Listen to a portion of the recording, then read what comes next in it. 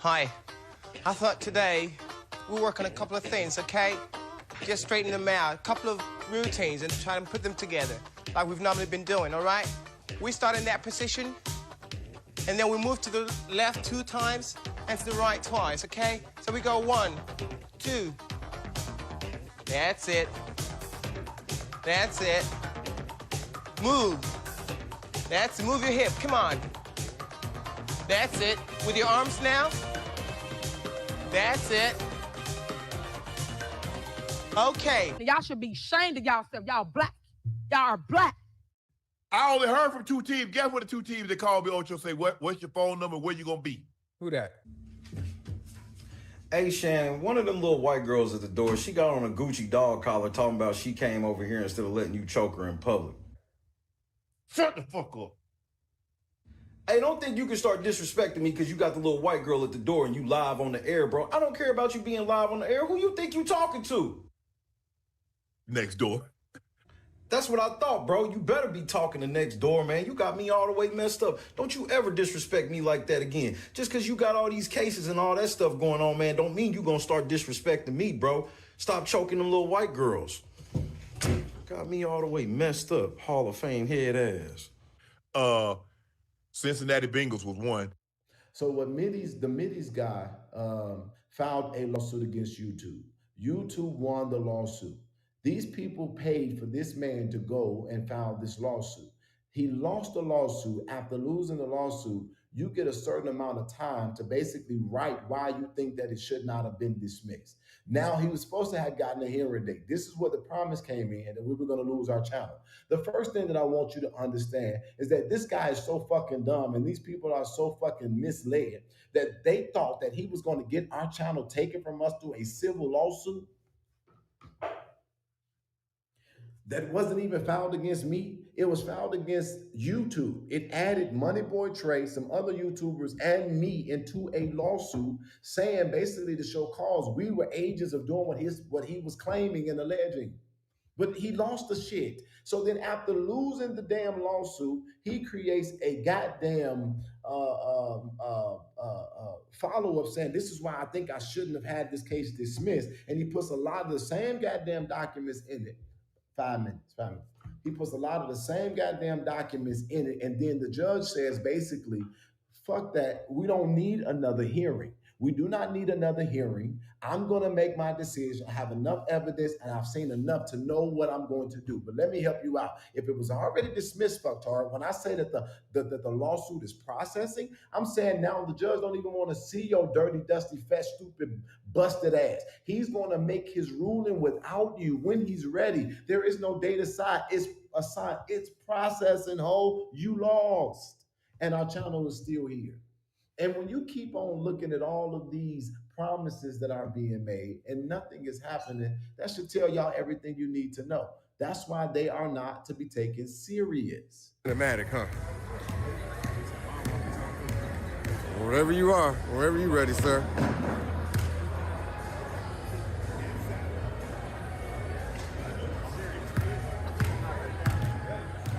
Should have put a hand up.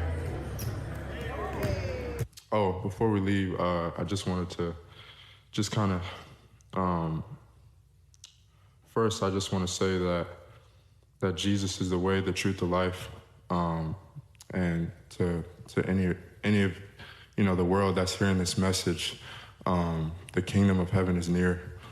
Jesus is coming back, and we all have to repent for our sins, and we have to put our faith in Jesus. He will come back when you least expect it. And, it's time to wake up if you haven't put your faith in Jesus Christ. Say Telvin. You know that it was. Say Telvin. You know that it was. Say Telvin. You know that it was. Say Telvin. You know that it was me. I swipe a card and flee. Red Atlanta Creed. Remember, bring me 10 square. I break them off a piece. I came up on the E.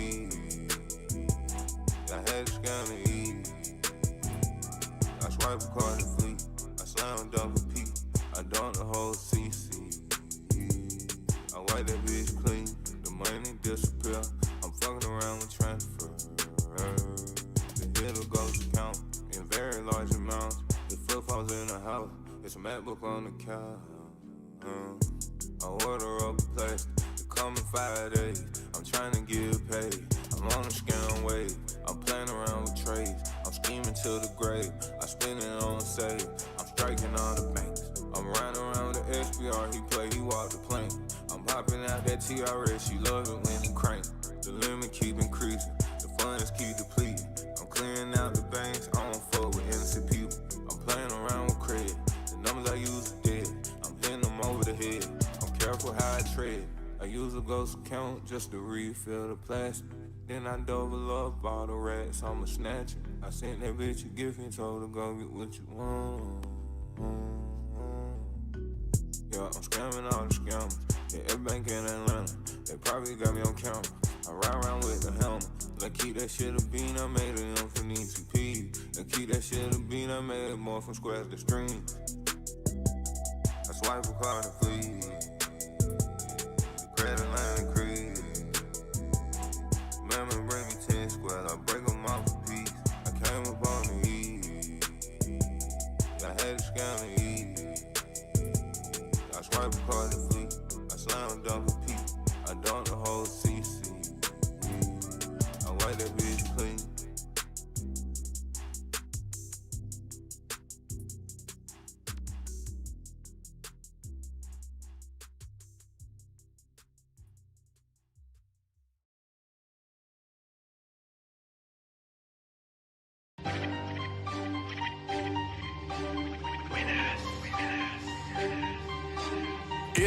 FDI, further in, I missed the feds. If I knew they was gonna snitch on me, I should've popped Gucci up in his leg. But it's cool, I like the feds. I'm getting milk, bitch, with the bread. And I'm in here with my dad, so it shouldn't even be that bad. They said they tracked my GPS, man, but I know he opened his mouth. You from the east side of Atlanta, I'm from the south side of the south. I'm from the streets for real, man, so you already know that I don't play. Only time you see me playing is if I'm winning up on stake. The commissary ain't coming till next week. 30, pass me your plate. You want your cornbread? Get your bitch ass out my face. Having fun up in this bitch, dog. I'm really having my way. Lontrell Williams Sr., you're free to go. Hold up, wait. We only been up in here for 12 hours and they already letting you out. Now I'm sitting here thinking about what kind of words came out your mouth. It's 9 of us up on this case. You was the one with the mini drink. Everybody had a gun, nigga, but we the only ones gotta wait.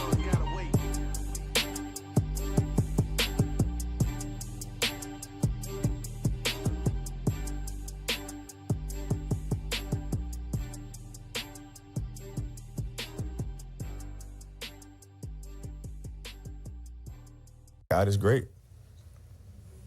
Is it that simple? God is great. Don't get no simpler than that, bro. Did you know that? I mean, everybody knows that, but the way you know it now, did you know it before that incident took place? You can know it all you want, but until you got to pick up that cross that you can't carry, and he picks it up for you and carries you and the cross, then you know. Factor this in. I got 15 in the first. That was easy. Wasn't doing nothing. It was easy. I was just... What 81 you talking about? Kobe's 81. Boy, it's out the mud. We got Rashad McCown. Kobe's 81. Kobe's 81. We appreciate Kobe's y'all for 81. tuning in out the mud. Zach Randolph, Rashad McCown, Cemetery Lane. We did it. Out the mud. Holy shit! Oh!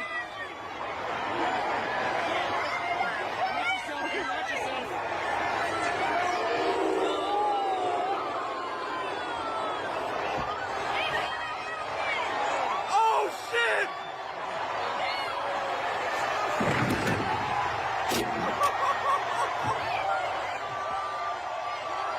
Yeah! Yeah!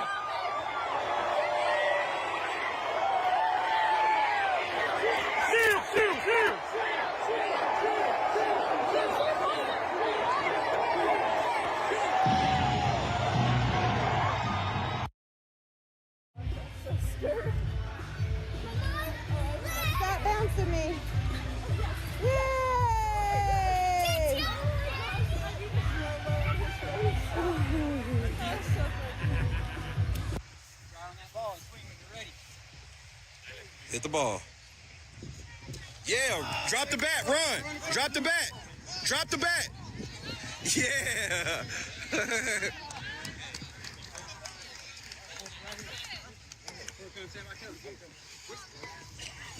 Bat flip on the single. Good job, buddy. Way to go. Come here, buddy.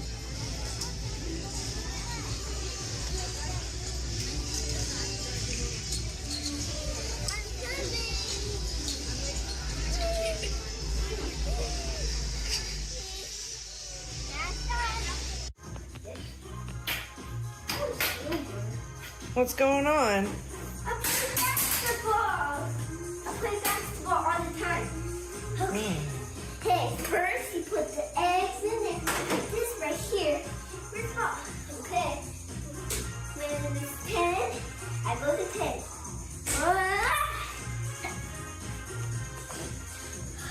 I won! Good job.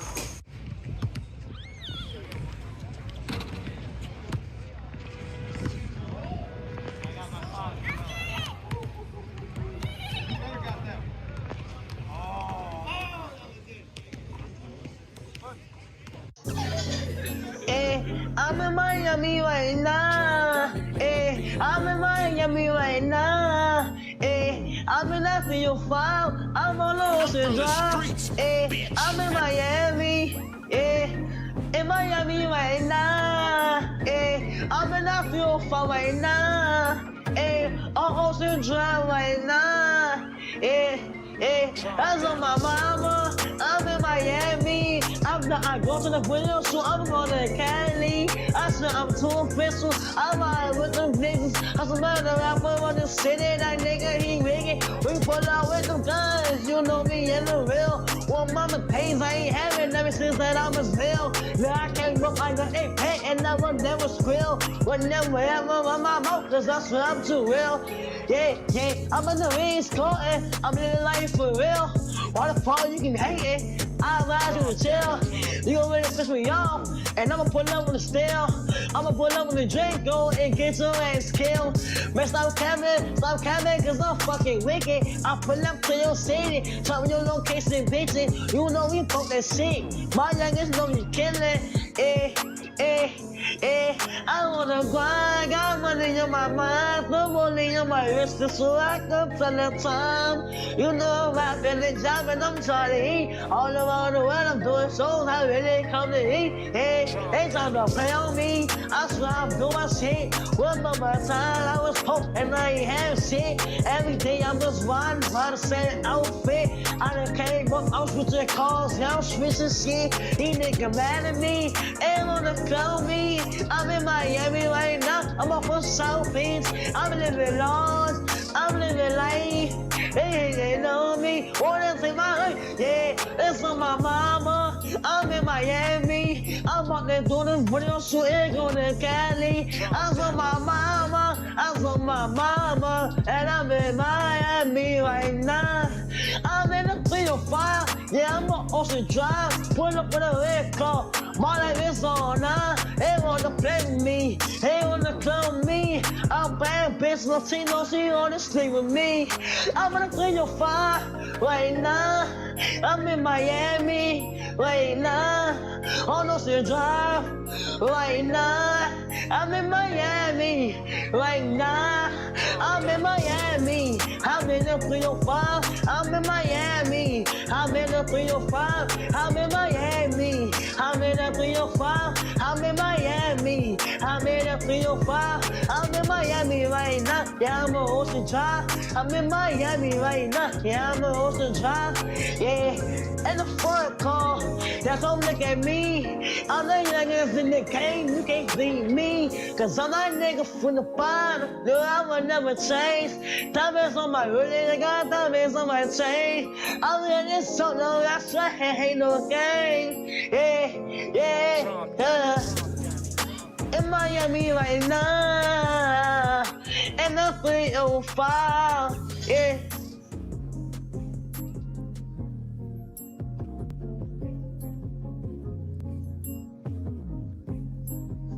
Boy, it's out the mud. We got Rashad McCown.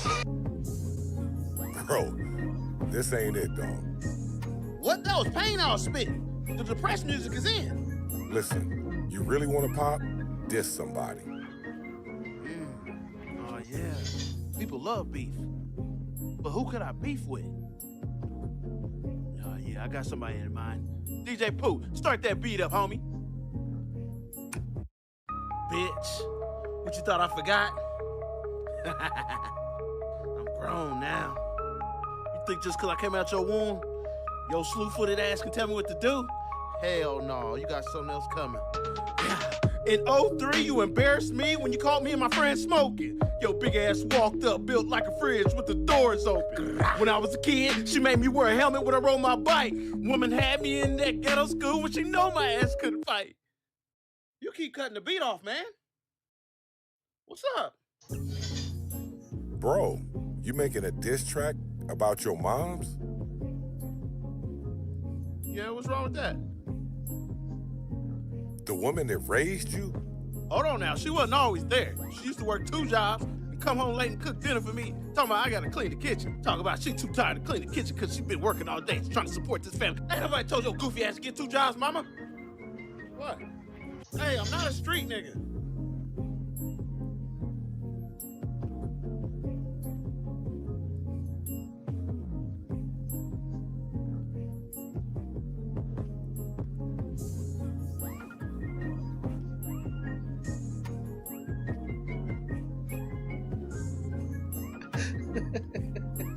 Late night crew.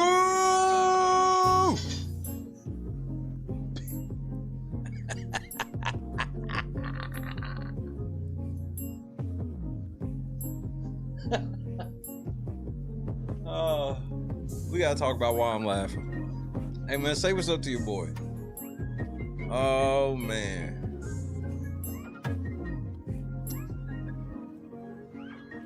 So remember I was telling y'all, what was it, day before yesterday? I forgot I smoked so much reefer in the last 2 days. The day before yesterday, I said, I saw a couple people say something when they saw the thumbnail was Jed on 420, right? And I was just thinking to myself, I was like, yeah, I know what y'all feeling, but I don't feel what I was feeling what y'all was feeling. I feel something different now. Because things are a little different right now. Things are just a little different right now. And right when I set the live, I got a video. Raging, you fucked that all up. That's why I just tell people call me Shay. Everybody fucks it all up. That should low-key be a contest. Who can properly write out my whole name and get it right? Almost none of y'all will. Y'all will literally have to look up the court papers and shit. That's wrong. That's wrong too.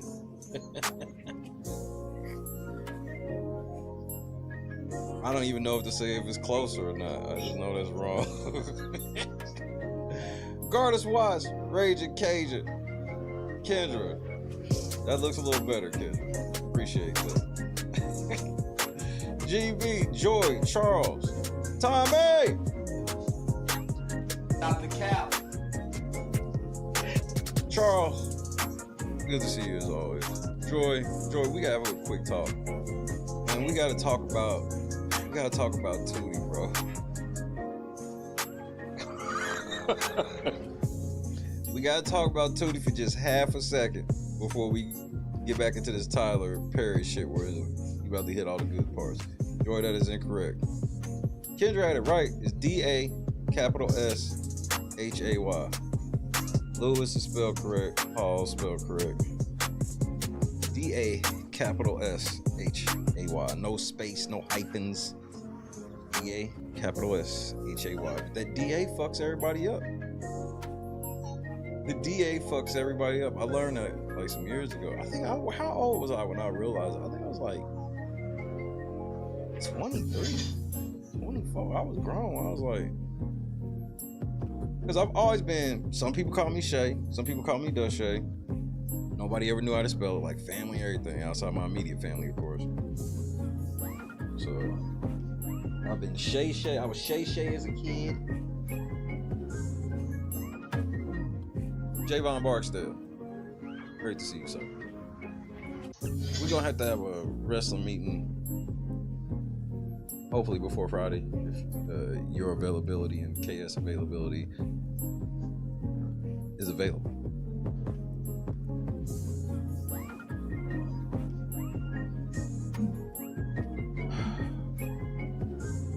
Somebody feels different. That's all I'll say. People are feeling different. I'm feeling different. Others are feeling different. And we're not gonna watch this whole thing. There was a couple of things that I was like,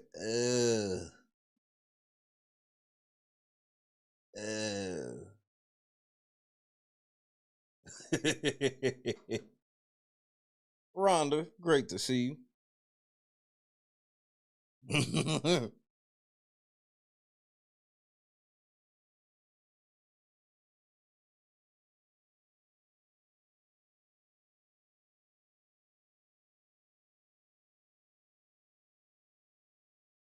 Okay, we'll play one of them. I don't know which one though.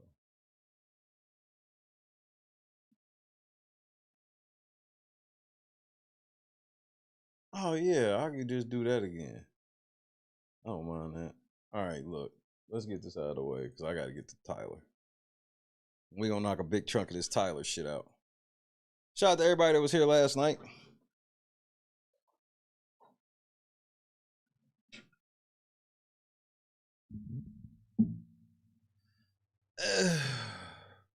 Big, what up though? What's good?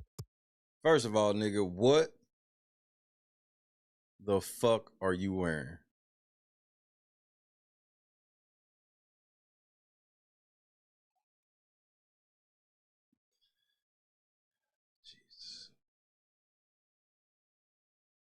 The sleeplessness, the loss that you will incur tonight. Is this where? But Chicago, the city of Chicago, the reason why I came on here is because while I'm in the thinking space, try not to give up. Own this place totally. Pack my shit up and never look back.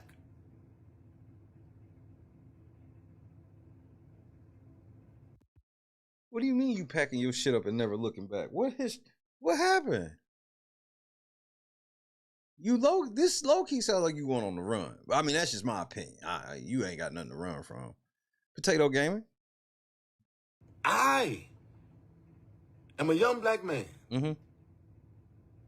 that's simply tired of fighting. Because guess what?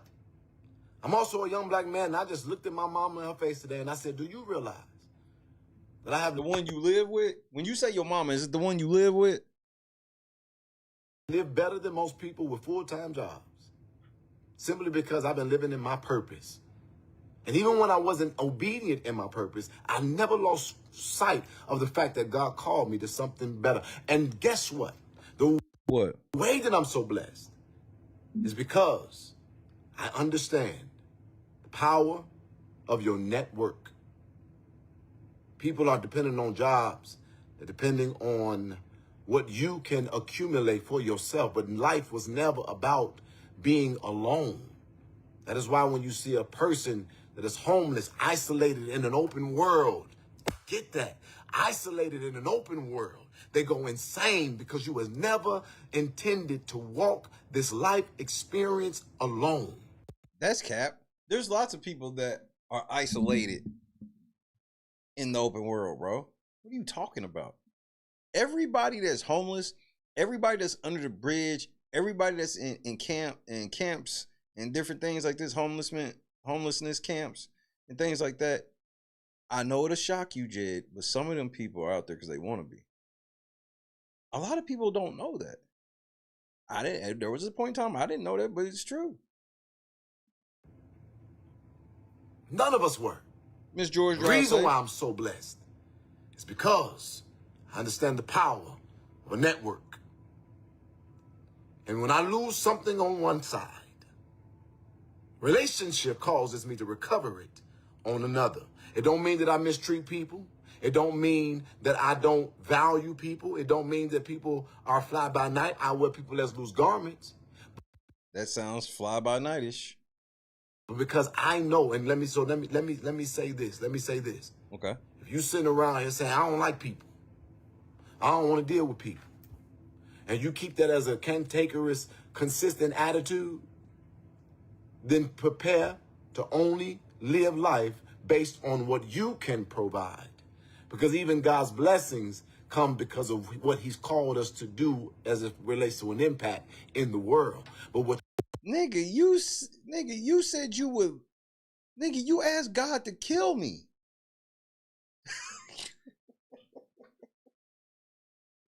You literally asked God to kill me. You asked God, you prayed in Jesus' name that somebody's kingdom would fall. The fuck are you talking about? Do you hear yourself? So all of what you're going through right now, in your own words, is your fault. Cause this is how you treat people. You can't make this shit up with this nigga. you don't have to do is do it for everybody. And that's where I'm at.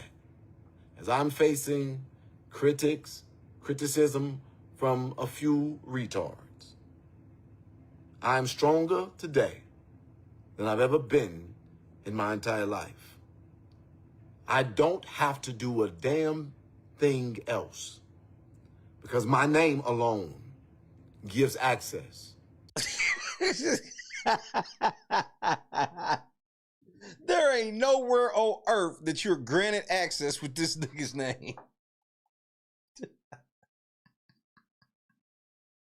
That nigga said my name grants access, nigga. To every level of government, if you believe it or if you like it or not. Not just government, but God has allowed me to have a contact list where I can move things just because I want to. Because there are people that are living in this world, literally imagine this, who are so bored with their success that they wish they could be a part of something. That's not you, nigga. That's not you. God has allowed me to meet a lot of people like that. What is my point in saying this? Please tell me. My point in saying this is that I want to do what God called me to do. Okay. I wish y'all knew what was coming. Scott Johnson was happening. I wish y'all knew what he was about to say.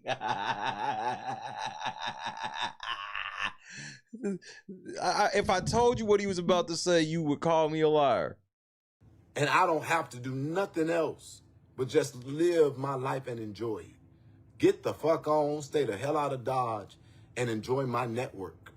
And take that passion that I have had for advocacy for so long and just do what I found it out so I can be able to do. Direct it to whatever I want, including my own personal life. I don't even have what I need all the time. Get this. I don't have everything that I need all the time. Okay. Jesus, I'm finna, let me blow y'all mind. This is not clickbait. You ready to have if you ready to have your mind blown, one for yes. Two for no. Who's ready to have their mind blown, nigga? You about to have your mind blown, nigga. Go ahead, Jed. Blow these niggas' mind. Let me say this. Okay. I don't know. I'm just talking, but it's coming out. I don't have what I need all the time. But I always have what I want.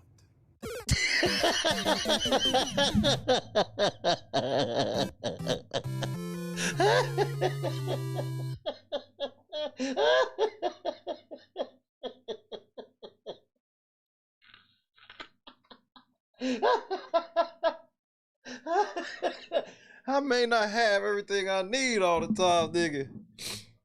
But I have what I want, nigga. Bro, I've been over here laughing at that shit for the last half an hour, nigga.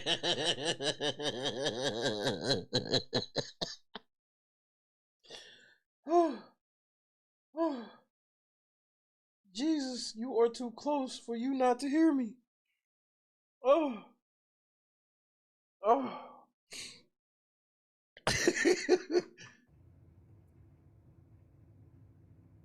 Always.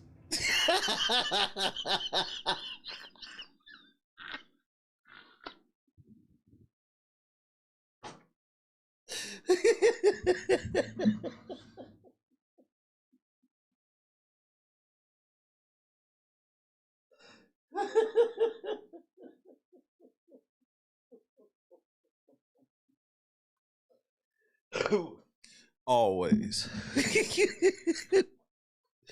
Period. Dot, nigga. Don't play. I don't have what I need all the time. Right. But I always have what I want.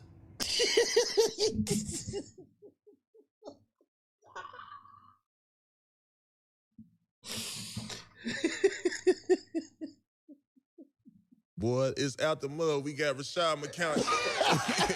Kobe's 81. Kobe's 81. I don't know what Bible you be reading out of, nigga, but some reason your Bible is always just a tad off, nigga. Like,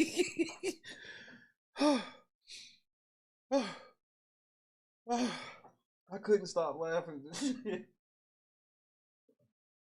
I'm sitting here trying to skim through this motherfucker. I'm trying to go to work. And I know some shit going on right now. So I gotta so now I actually have to be listening to this nigga again. And this nigga try to dirty delete this shit. Dirty deletion. No. Dirty deletion. No. Nah, Jay. I told you, stop doing that goofy shit, nigga. We still watching you. We are still watching you.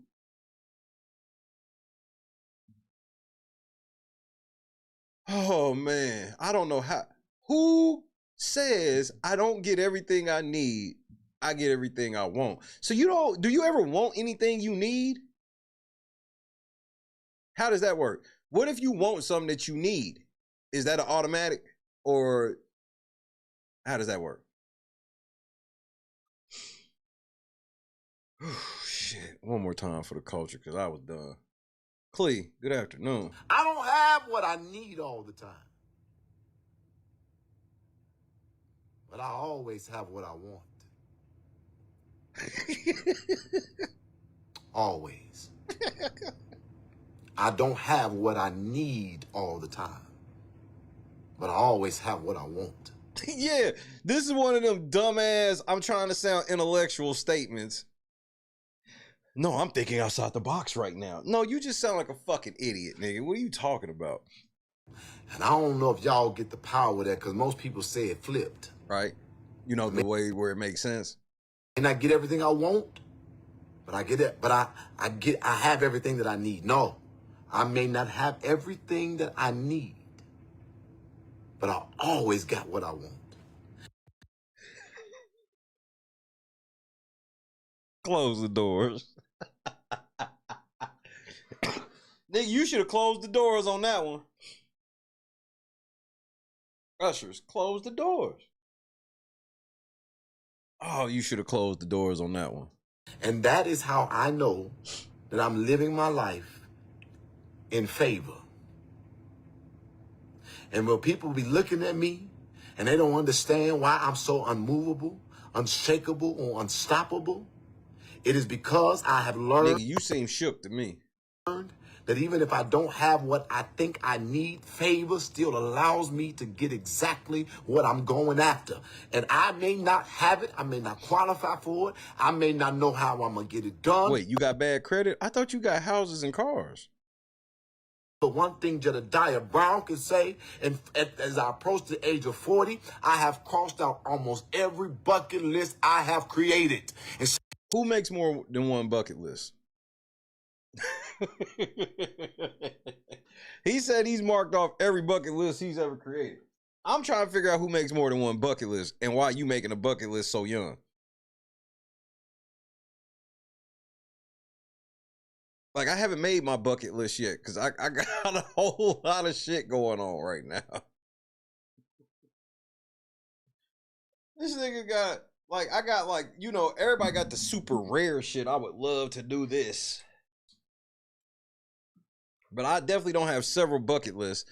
And if that's the case, nigga, you won life. What are you whining about then? You sound like you beat life. Go enjoy life, my nigga. You won. Sometimes I did it with nothing but a powerful network. So you borrowed some money from people. So you didn't do it by yourself. You always did it with a powerful network. Close the doors. So be careful who you connect to. But don't be so foolish that you won't connect. Don't be so foolish that you will lock people out of being able to go from your worst enemy to your best friend and vice versa. Do I fit in there? Where do I fit in that equation? Am I considered one of your worst enemies? I shouldn't be. I have forgiven you, Jed. I mean, I'm still going to spank you in court, but I've forgiven you. Forgiveness has nothing to do with my scalps. That's what I was thinking. Or no. Potato. Network equals Cash App, Venmo, PayPal. What else that nigga got? Zelle. You better pay attention and have a discerning eye. But you need to live your life according to purpose. And if Chicago would do that, this city is the city that the rest of this nation is waiting for to show how to get to where we're trying to go. I don't care where. Nigga, what do you be saying?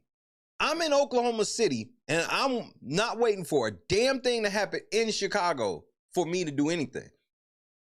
See, unlike the rest of you shiftless ass niggas, I'm actually doing shit. I'm not sitting around waiting for babies to die and make money off of that. I have just a tad more integrity than that. I'm not out here like Andrew Holmes making retarded ass statements about some teenage mother of twins in Dalton coming up missing and his retarded ass, oh, we're going to find them and we're going to take them to the hospital, the emergency room in different hospitals, and we're going to have the police come there and do the investigation there. This is what this stupid ass nigga said. It is a sickness. All I got to do is say I'm a Chicagoan. There's an immediate respect. There's an immediate love. There's an immediate concern. There's an immediate respect, immediate love, immediate concern. Just when you hear he's from Chicago. I don't think that means what you think it means, Jed. But go ahead, fluff everybody on out of here. Want to be effective. So today, I said a lot of stuff, but I hope you heard my end result. I'm doing 3 things. Pop-up block club party, building for the culture, and working to get Tyrone Muhammad on the ballot. Now, Jed, your little pop-up block party idea, that was actually a good idea. I mean, you're a fucking liar and you could never do this. I actually could pull this off. You couldn't.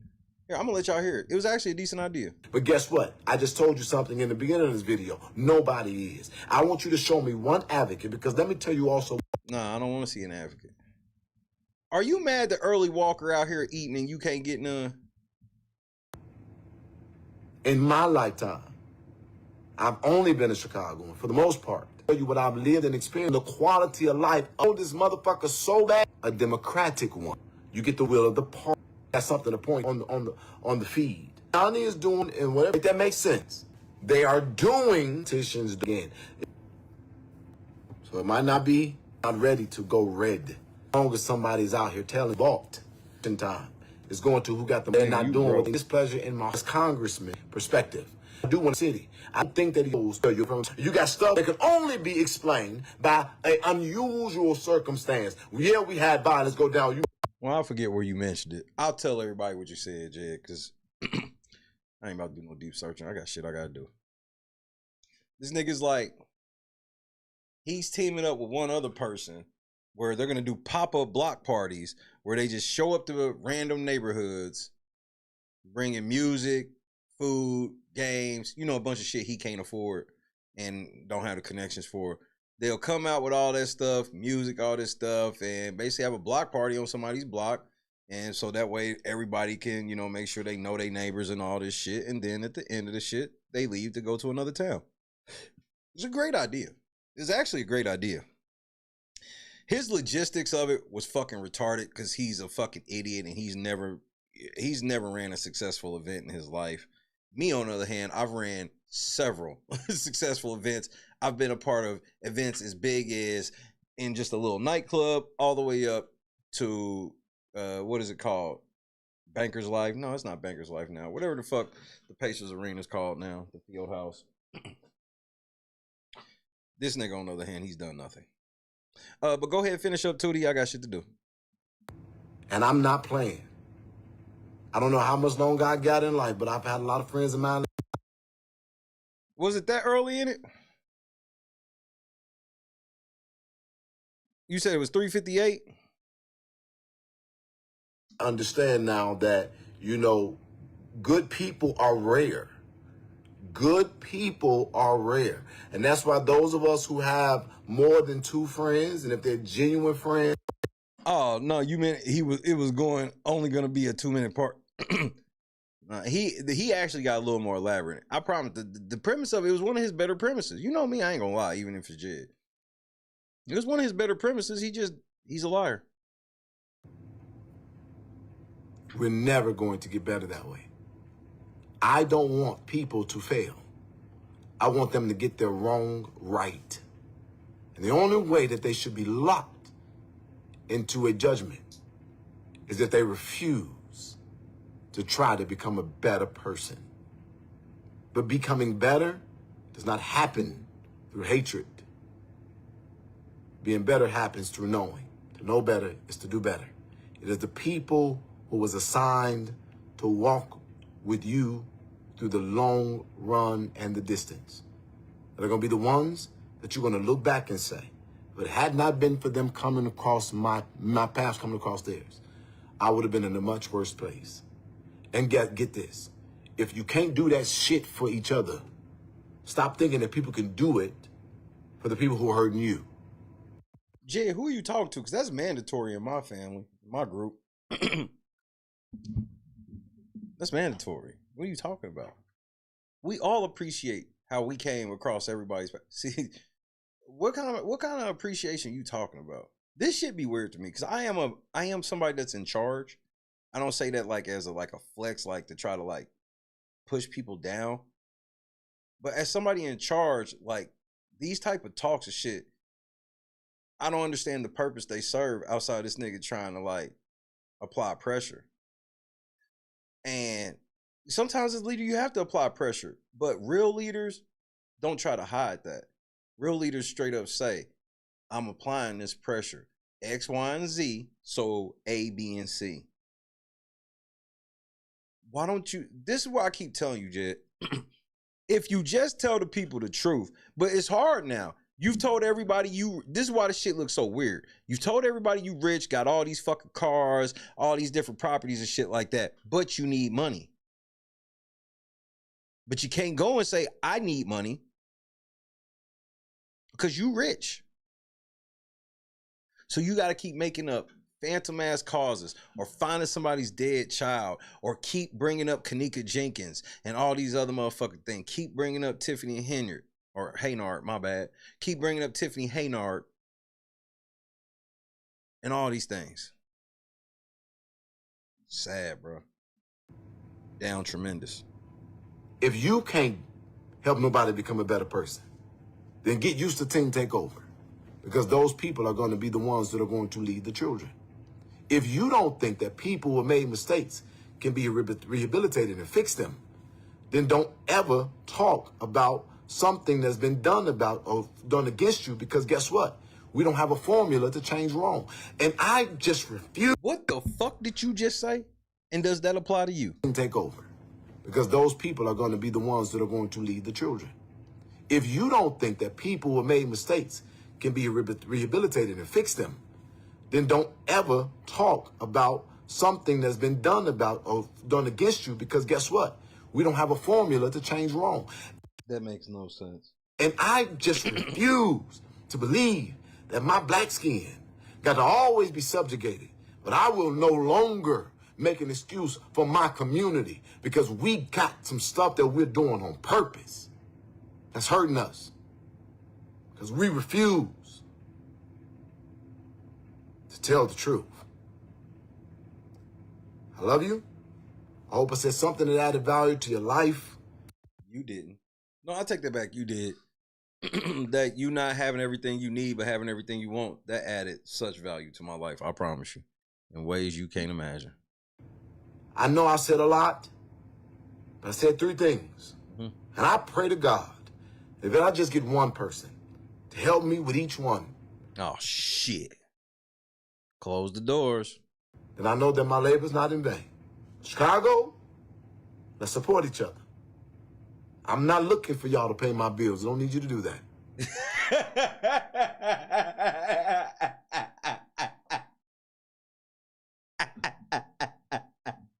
I'm broke, nigga. I'm broke.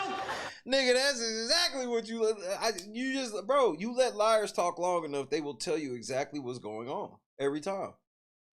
Nobody's even saying nothing to him. I'm not looking for anybody to take care of my bills. So you looking for somebody to take, Jay, how much you owe? What, your mama getting ready, mama putting you out again? Or y'all got a rental agreement and she looking for her scratch?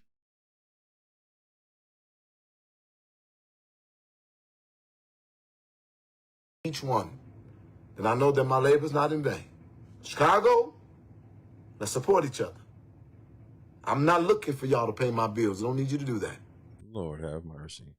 Amber, what's happening? I'm not looking for you to help me travel around the country. I don't need you to do that.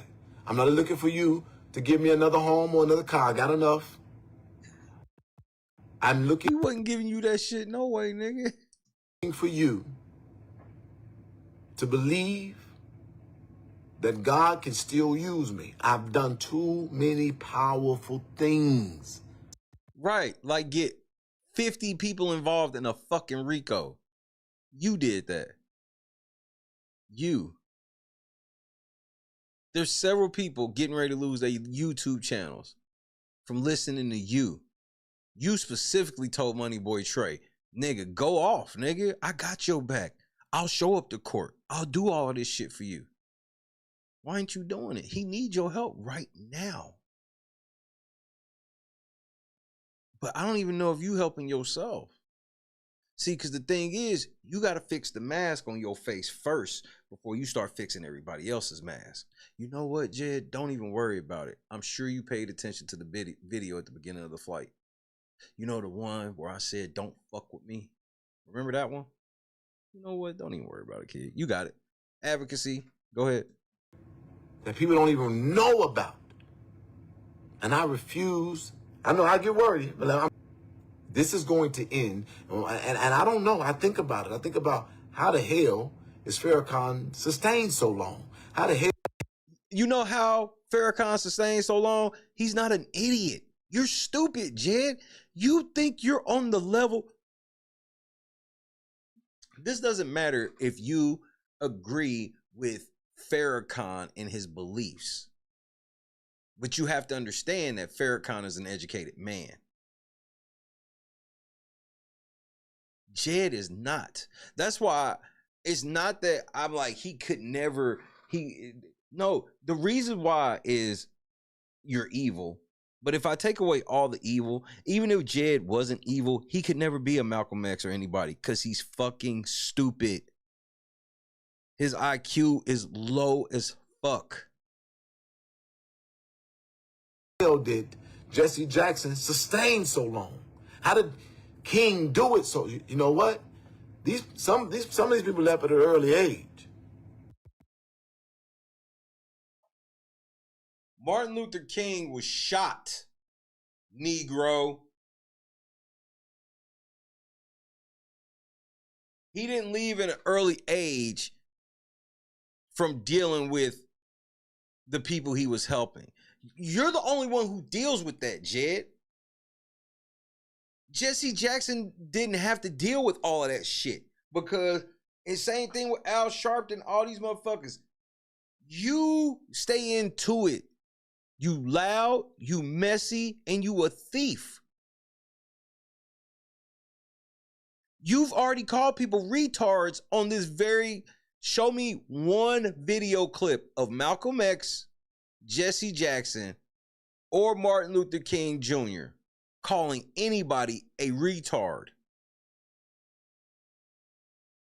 You, on the other hand, have hours of footage of you saying just the most abhorrent shit the world has ever heard. How did they do it so long? They stayed out of Because trouble. people are evil. They're ungrateful. They're abusive. Foolish. And it's intentional. But I don't want that to be the end for me. And if that ain't going to be...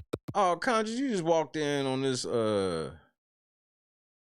don't even know what to even call it at this point. All he did was skin a lemon head and wrap it around his torso. Be the end for me. It ain't gonna be the end for you. Because that's my final statement, I promise. You know a tree by the fruit it bears. I know you fucking lying. There it is. If ever there was a Churchill moment, there it is. Church out. You know a tree by the fruit it bears. Right. Which is why we know you ain't shit, nigga. The fuck you mean? If you can't duplicate it, then I got some sad news for you, baby. You ain't the one that you thought you was. If you a bad bitch in your mind and you can't reproduce a bad bitch, you just a bitch doing bad. Michael Jordan's sons can't play basketball for shit. So does that mean that he couldn't play basketball for shit? You're fucking... You see what I'm saying? That's the type of shit I'm talking about. I don't have everything I need, but I got everything I want. He's a fucking moron. The only way you could be a bad bitch is if later in your life, you also create a bad bitch. So you could be a bad bitch, but I gotta wait. You might be. I gotta wait to see if you can make a bad bitch. Zesty ass nigga. One that you thought you was. If you a bad bitch in your mind and you can't reproduce a bad bitch, you just a bitch doing bad. If you are anointed and you can't raise up nobody with no anointing, you just might be gifted and charismatic. So like your mama.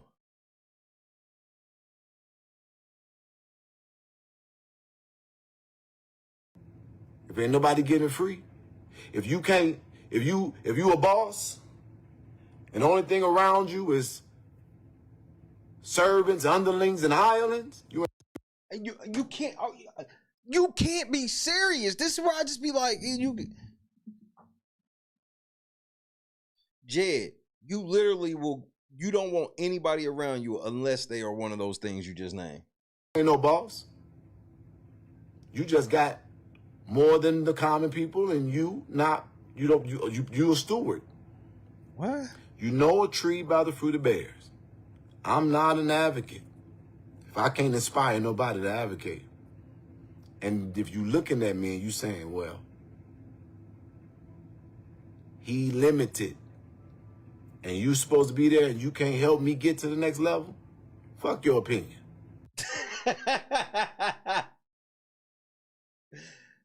What kind of leader says I only value your opinion if you give me money? You can't even make that shit up. This is y'all leader. This is y'all leader. Unless you give me money, fuck your opinion.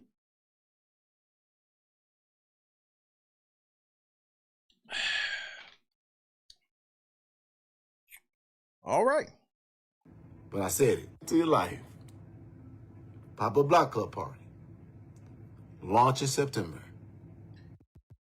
So you launching at that casino and a pop-up block party? Damn, you must be running into a bunch of money. That sounds expensive. Independent candidate on the ballot for United States Congress. That's what I'm doing right now. Outside of building houses in Harvey, working on that. And keeping my peace intact. I love you. Talk to you soon.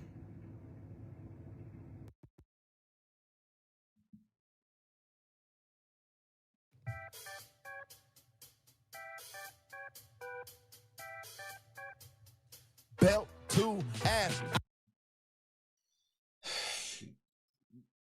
You hurting for some money, Jed? I would help you, nigga. I'm broke too. So, you know. The crazy thing is, Jed, both of us would have money if you would have just not been a fucking liar and a fucking scam artist and left me the fuck alone and just sat still.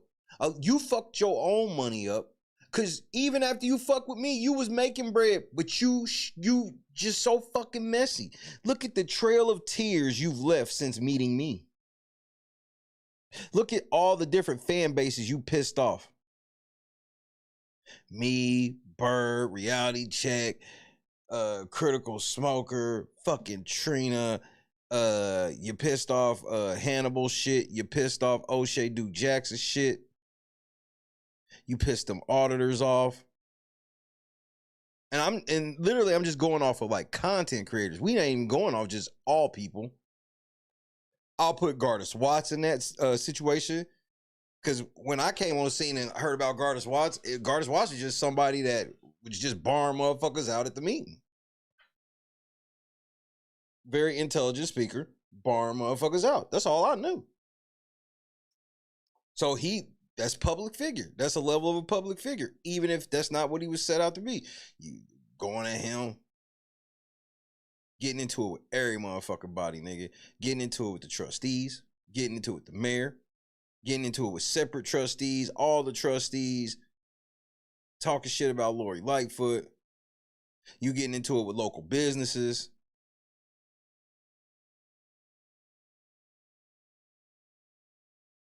So yeah, you fucked my money up, but you really fucked your money up. You fucked Money Boy Trey money up. Nigga not even getting ready to have a channel because of you. All of these motherfuckers you had, like all these different people that's involved in the RICO, they did that shit on the strength of you. Elected officials on down are incriminated in a fucking federal RICO that is filed currently.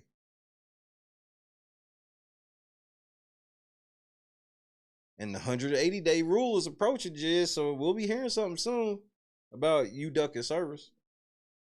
See me, I'm patient. I understand how this works. Status quo, what's happening? TK, 3-time. What it do? So I see how you moving right now, kid, and I find it very funny. I wish you the best. But I know how this ends.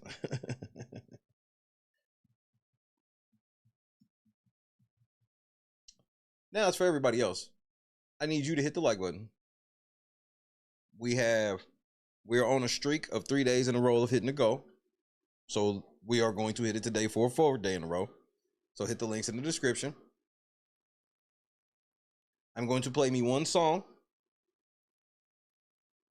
And then we're going to talk Tyler Perry. Tootie, I see you down bad, bro. I gotta be honest, it gets worse.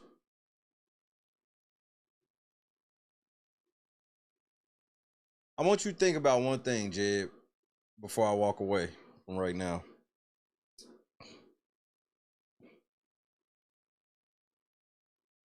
Why is Shay feeling so trolly all of a sudden? Why is Shay full on trolling all of a sudden? What got this nigga trolling and talking shit?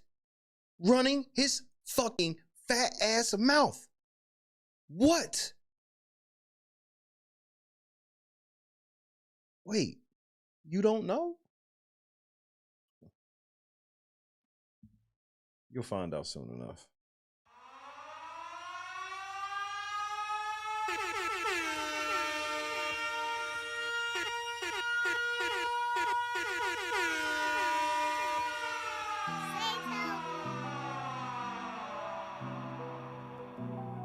You know that it was me.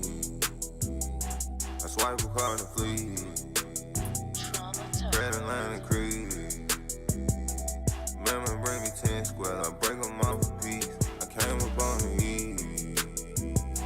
I had to scam the E. I swipe a card to flee. I slam dunk a P. I dunk the whole CC. I wipe that bitch clean. The money disappear. I'm fucking around with transfer.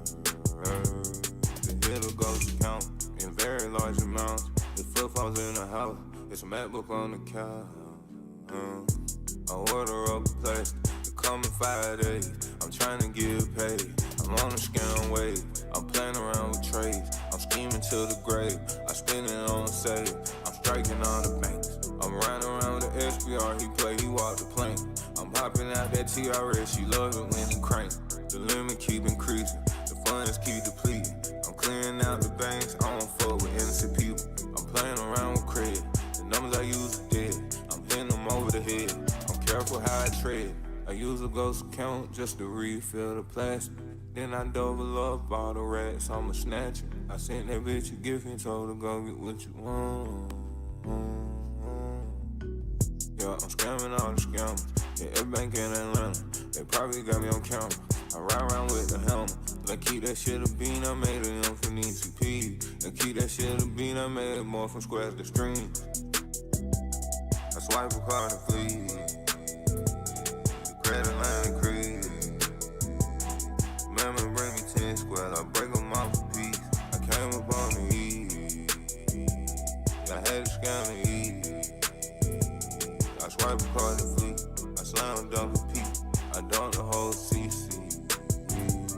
I wipe that bitch clean.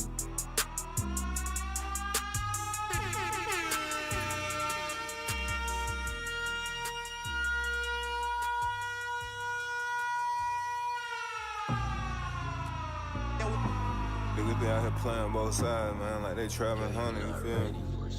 Nigga, you gotta pick a fucking side, man. Can't go both ways with this shit, nigga, you either in or you out. Yeah. My arm in a turkey bag, shake on my elbows. I used to re-open the dispensary on Melrose. I ship out of Boston, exotic is in close. I'm ballin' and rapping, I'm feeling like Jello. I'm smashing in bed with her face in the pillow. I don't want no lighter since I'm on the endo. The plug used to throw that pack right through my window. I just hit the turf, so right now I'm mellow. 100K spent on 10 outfits. I'm a moving silence, ain't no club shit. Niggas ain't got no side, they be poundless. I'm a load of that AR and down shit. Got plays out in Oakland, my flower gon' choke him. I'm running shit mount while I'm looking at Rogan. Niggas say that he shot with me, I do not know him. No come with that bullshit, cause I am not going. It's fuck out them niggas, cause they ain't not us. Had to turn that hoe down, I can't give in the lust. Had to test on my friends, I can't give out the trust. Had some partners with us, so I had to adjust. My Zion's by the gun on my mansion, and plus niggas attitude girly, you know that they sus. Nigga winning the must, nigga splurting the must. Yeah, that AP a must, yeah, that Rari a must. They be playing both sides like they Travis Hunter. Know the Chinaman, he bring me loads of both. But niggas acting like hoes, man, it made me wonder. Yeah, I'm happy inside and you ain't got a one. Got me feeling like Shay, cause I ride with the thunder. I swoop in like Predator and put niggas under. When you ride with that pat, boy, you can't have no blunders. I never did Breakfast Club or did no jumper. I never did Vlad, I never did Joe, but it's keep me a Glock 43 and I blow some. Bitch, I'm indie, so no, I don't owe nothing. Don't need your advice, cause you do not know nothing. I got a freak at the crib and she toe touching man for streaming, and plus I got dough money. All white G-Wagon, same color of snow money. Go shopping, then go eat lunch at the Rotunda. My arm in a turkey bag, shake on my elbows. I used to re-open the dispensary on Melrose. I ship out of Boston, exotic is in close. I'm ballin' and rapping, I'm feeling like Jello. I'm smashing in bed with her face in the pillow. I don't want no lighter since I'm on the endo. The plug used to throw that pack right through my window. I just hit the turf, so right now I'm mellow. 100K spent on 10 outfits. I'm a moving silence, ain't no club shit. Niggas ain't got no side, they be poundless. I'm a load of that AR and down shit. Got plays out in Oakland, my flower gon' choke him. I'm running shit mount while I'm looking at Rogan. Niggas say that he shot with me, I do not know him. No come with that bullshit, cause I am not going. Fuck all them niggas, cause they is not us. Late night crew. What the fuck going on, man? I hope everybody's having a marvelous, what is today, Wednesday? Man, yesterday felt like a Saturday all day for me. It really did. I felt bad. Because I know people that work, you don't want to hear that shit. Last thing you want to hear a motherfucker on a Tuesday, motherfucker talking about it feels like Friday. What? Feels like it's Saturday. Nigga, what?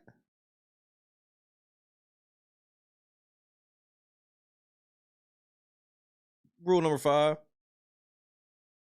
The fuck going on, OG?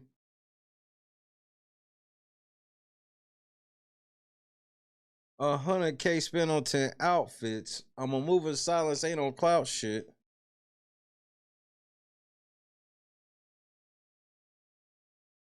Niggas ain't got no Zade be poundless. I'ma load up the AR and down shit.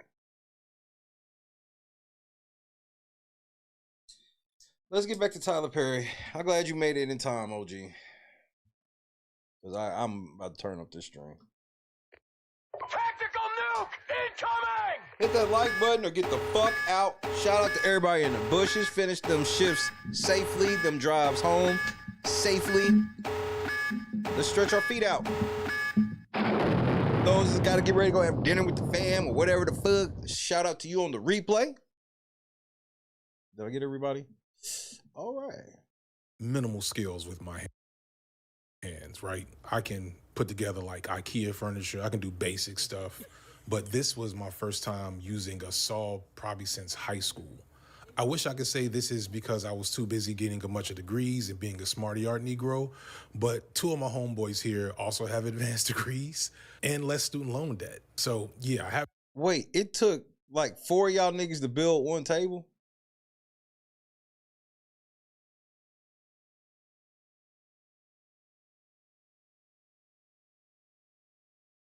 No excuse. It's just something I never done.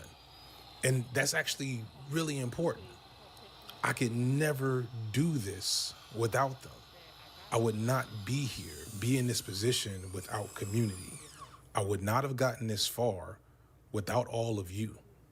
Part 3, the Tyler Perry movie.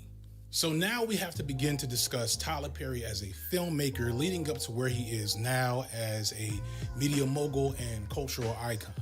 I will not be discussing all his films in this already very long video. There will be a separate, very long video released on my side channel that is more lighthearted and will create the ultimate Tyler Perry movie tier list. I'll also not be discussing his shows much because there's just too many of them. He's directed, I think, like 2,000 episodes of television in the last just pumping out brain rot content. Just 20 years, and I can't. This is long enough. We'll discuss the TV stuff a bit later for other reasons, however. Instead, I'm going to discuss what Tyler Perry is as a filmmaker and what his films have to say about him, and conversely, what it is that he wants to say to the world through his films. Earlier, I talked about the state of black media historically and how the fact that black people have always had to filter our desires for art and images that represent us through a white supremacist capitalist framework. And this framework only cares about our art as far as our art is able to make them and the system money, all while also not being too upsetting to the status quo.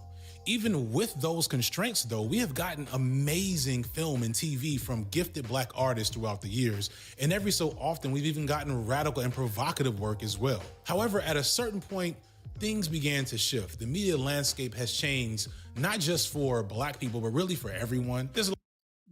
And let me tell you how it changed. And this is what I talk to y'all about all the time. These new motherfuckers are everybody's a reviewer. Everybody's a reactor. Nobody is really putting skin in the game. So you got like 100,000 rap channels reacting to rap, and we don't even have that much rap anymore. It's become way too much people on the sidelines and not in the game for a lot of things. And you couple that with laziness. They're more lazy than ever while being the highest paid than ever in almost every field. Almost every field, everybody's paid higher than ever before, and the quality's down.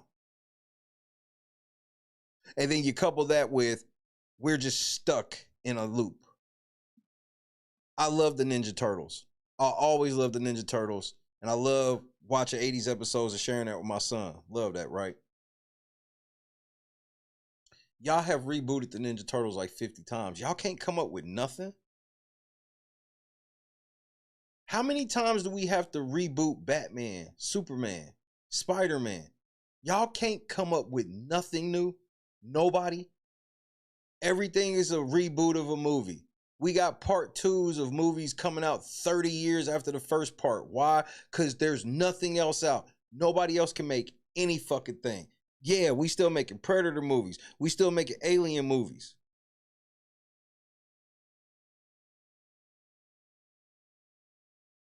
Super Troopers got a part 3 coming out. And here's the crazy part, TK. It literally doesn't matter whether or not they're good or not. We still got Screams coming out. It's just that nobody else can make anything that matters that can even compete with these brands. Or are those brands just freezing everything else out? We also have to consider that too. Is because it's just the same shit over, bro. We getting ready to have a new He-Man come out. Street Fighter and Mortal Kombat got movies coming out this year. Street Fighter look like that shit look good as fuck, but it's Street Fighter.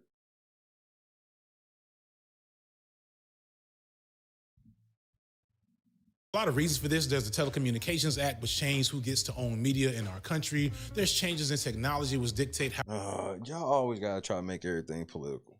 Everything. Oh, it's some bill. No, it's not.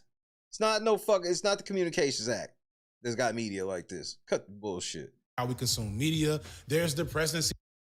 And that's the point, TK. I get it. I was just talking about on the air the other day, I saw my He-Man castle at like a vintage toy store that I used to play with when I was like my son's age of like 4 or 5. Like my earliest memories, I remember playing with that castle. And I'm 43. I'll be 44 in less than 2 months. The window's passed. It's like we have we have an over nostalgia thing right now. Like everything is about nostalgia to the point where do you understand what nostalgia is? How can it be nostalgic if it never goes away? Yeah, they always trying to, and that's the other thing. Yeah, it's lazy. Again, is what's proven.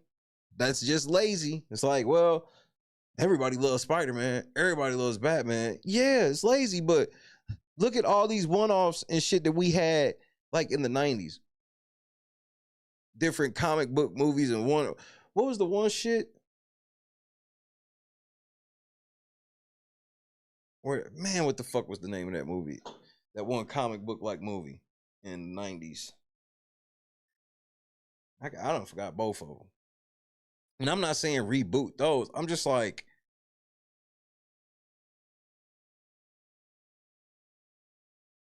I'm a DJ.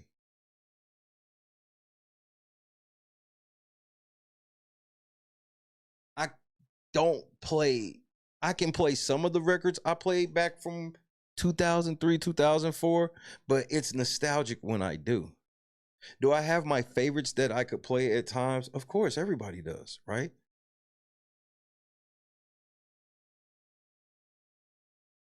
But to sit here now, the main reason why I play retro shit is because you can ask people when I was first started DJing here and there on the channel, when people found out I actually DJ'd, because I didn't let that shit know for about 3 years or so. When people actually found out, I was still playing new music because I was still getting all the new shit. Now, there is no new music. All the shit's trash.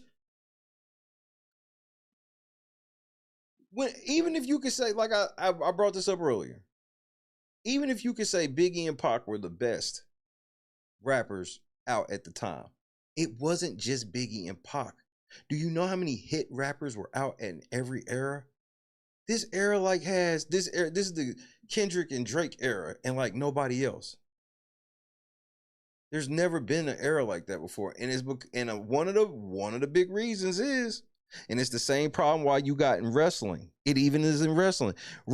We got niggas in their 40s still main eventing with all these young niggas in their 20s that's got all the talent in the world, all this legacy shit, because it's what's proven. These are the draws that have been proven.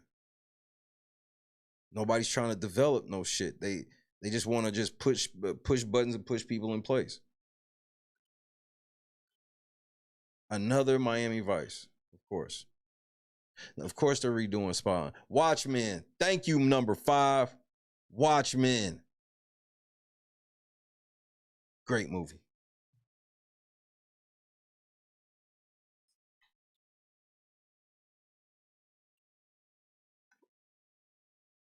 Now, here's some inside baseball for real.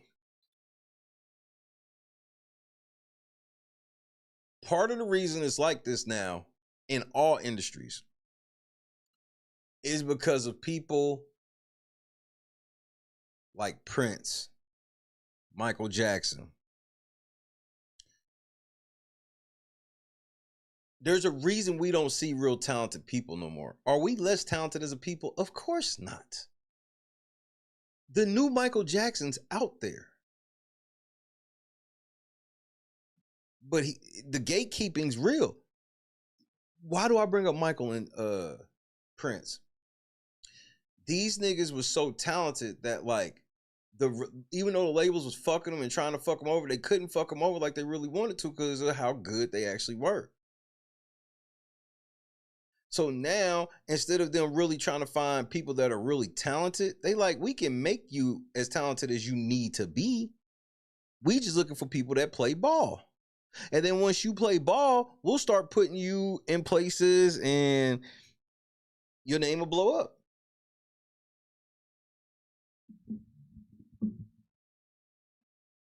Just like all of a sudden people they can't really explain to you, but they don't really like Drake no more. And I'm like, the machine told you to not like Drake. That's why you don't like him no more. No matter what Drake did for like 10 years, bro, no matter what scandal, no matter what, him getting Pornhub bitches pregnant, motherfucking loser shit, getting body, it comes out he got a ghostwriter. Y'all ain't care about nothing. Now all of a sudden that nigga go, hey man, this record company doing me dirty. I'm suing them niggas. And y'all nigga, this nigga Drake whack as fuck. Because the machine told you that's whack. Suing the record label as Drake is whack. So it's cheaper.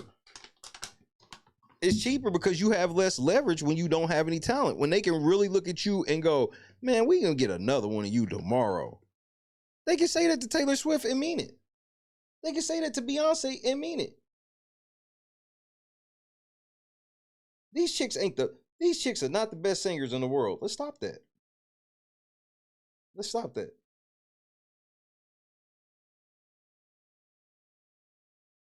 But they can't say that shit to Prince. They couldn't say that shit to Michael. They couldn't say that shit to Hammer. Remember, the whole lure of Hammer is they want y'all to believe Hammer went broke, not because the record labels fucked him, but because he took care of too many people from his city. And so many people believe that. That makes sense to you. It was harder to do it but they learned that once we start putting people in place like Kodak Black and all these other motherfuckers, and y'all started liking them for real, like the 6ix9ines, and y'all started liking them for real. We boost up their streams a little bit, and then y'all FOMO. Y'all see some shit 4-5 million. I ain't never seen this before. You don't wonder where the views came from. You just know it's 4 or 5 million views. You ain't seen it.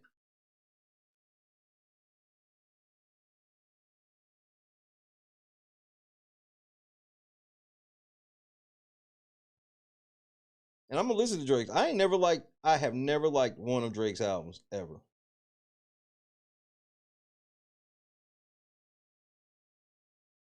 I respected Drake, and then they made Drake change. Anybody that remembers Drake in the beginning, I had no problem with Drake because I looked at Drake. Drake was a Trey Songz type in the beginning. He was predominantly R&B that had a little flow to him. That's why people liked it. It was like, oh, this R&B nigga can actually rap a little bit. They the ones that told him, look, you gonna get with Young Money, and now you gotta become this like street thug ass nigga. Next thing you know, Drake threatening niggas in songs. Wait, what? The grassy nigga? The nigga in the wheelchair threatened to kill me. They did. Next thing I know, I was hitting that Kodak shit too, nigga. I was like, and that's what they do.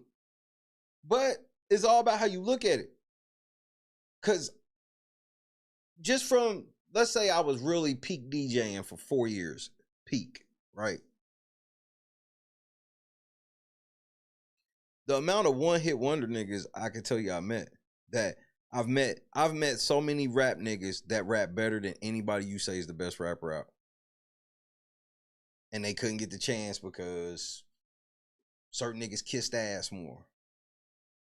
Certain niggas was letting shit happen to them more. And not necessarily like gay shit, but just like things in general. Lisa, what's happening? Barack Obama, believe it or not, which really shifted the norms of how black people are perceived in media and the ways in which people think black people should be presented in both good and bad ways. And there's just the fact that society is slowly crumbling under the failures of late-stage capitalism. So everything is more exploitative, more extractive, and more crappy than it seems like it used to be. But there's a way out of all of this. There's a simple way out of this. And I've started to do it with my life. I'm getting out of these big loops. Give you an example. Remember I was telling y'all it's probably time for a phone. I'm not getting no Samsung, Google, or Apple phone. I'm getting away from all the big corporations. And since I've done that, you find that they'll tell you it's like a gamble, but all it is it's fear mongering. That's a level of marketing where it's like, if you don't have one of these trusted names, it's probably going to be bootleg and not work. Even though as a kid that grew up in the 80s and 90s, I was born in 82, grew up in the 80s and the 90s, right? Yes, I knew about name brands, but I knew that there were all types of so-called generic, is what we would call them back in the day, generic brands that work. It was a trial and error. Some generic brands work, some generic brands don't. But now we in an era where the generic brands are hidden from us, and if you find them, it's going to be a level of fear mongering. I found a phone so super that I'm like, it's literally more powerful than like the newest iPhone shit, everything. And it's like a fraction of the cost. We have to get away from shit and let certain shit go. I don't know about y'all, but my grandparents actively boycotted shit. I ain't think much of it as a kid, but now I understand it and I do it. Where it's just like, I remember when I was a kid, Shell gas station, did something allegedly that was fucking with Africa.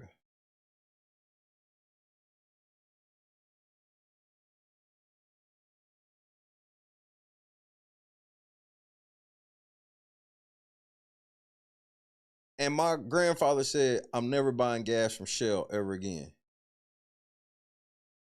And to this day, unless I was in a pinch, I ain't never stopped at the Shell out of respect for my grandfather doing it. That type of shit work. And you want to know, and speaking of the iPhone, TK, you want to know what makes these off-brand phones more powerful than like iPhones, Pixels, Samsung? What makes them more powerful isn't that they got some type of secret hardware and all this stuff. They don't program their phones to throttle the performance. Like these companies don't want, like, remember back in the day, you used to buy a product and that would be some shit that people do. Trial and error, you take certain parts, you zombie some shit, get it to work. Now, companies try to make that illegal. They don't want you to be able to repair any of your shit. So remember back in the day, some people, the VCR tape gets stuck and you take it apart and, you know, to get the tape out and everything. Well, the way shit is now, they want to make that type of shit illegal.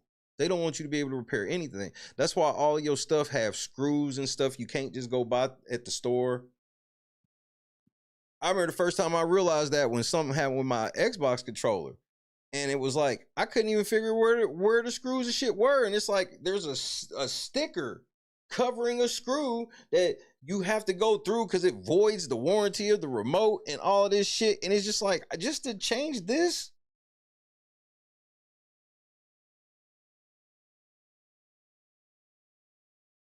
So they start making all the products so you can't really own them. And then if you do own them, they don't want you to make no modifications of your own. So like with iPhones, there's genius dudes all over the internet that have made all these different apps and stuff. That's why they call it jailbroken.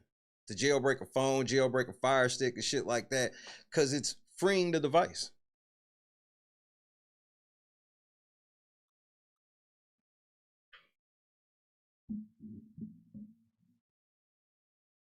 They have all these different apps that make your shit perfect how you want it to run. But like, for example, do you have a remote at your house that have like a Netflix button? Do you have that on any one of your remotes in your house? One for yes, two for no. Do you have a Netflix button on any of your remotes in your house? 2026. This is a great 2026 question. Well, Netflix, and I knew everybody pretty much do, Netflix pays for that. And on my new shit, you come to find out the Netflix button is the most sensitive button. So if you accidentally touch the remote, it's going to go to Netflix. But if you have a jailbroken device or a device that allows side loading apps, you can change that button. But they don't want you to do that. They don't want you to have full customization. They want to be able to advertise Netflix to you for the duration of this shit.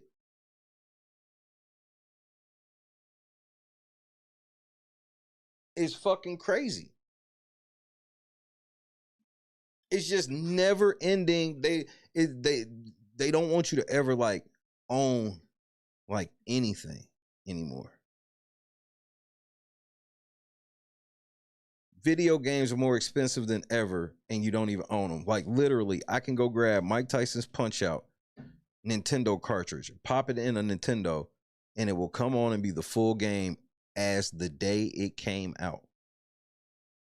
I have games right now that I bought in 2019, 20 that do not work because they've disabled all of the features because it requires being online, but we've closed the servers. Oops. But you can buy our newest version of this game.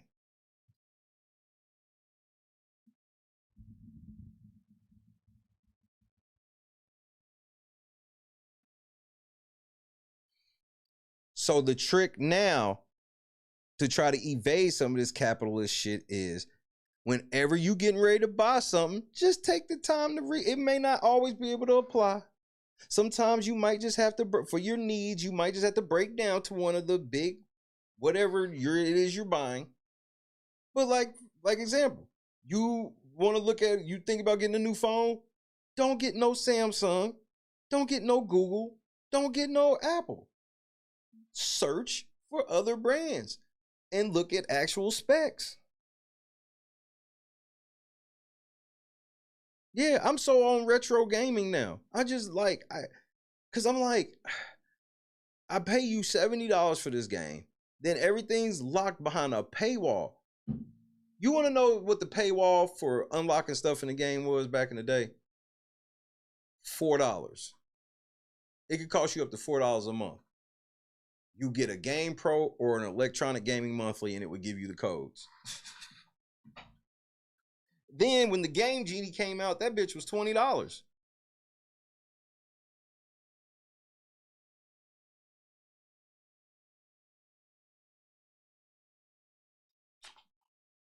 Exactly, Miss George. Like the amount of APKs you can find on this internet, and they want to trick you. Like even when you try to download one from a trusted source, if they ain't paid that money, Are you sure you want to download this harmful file? This is possibly a harmful file.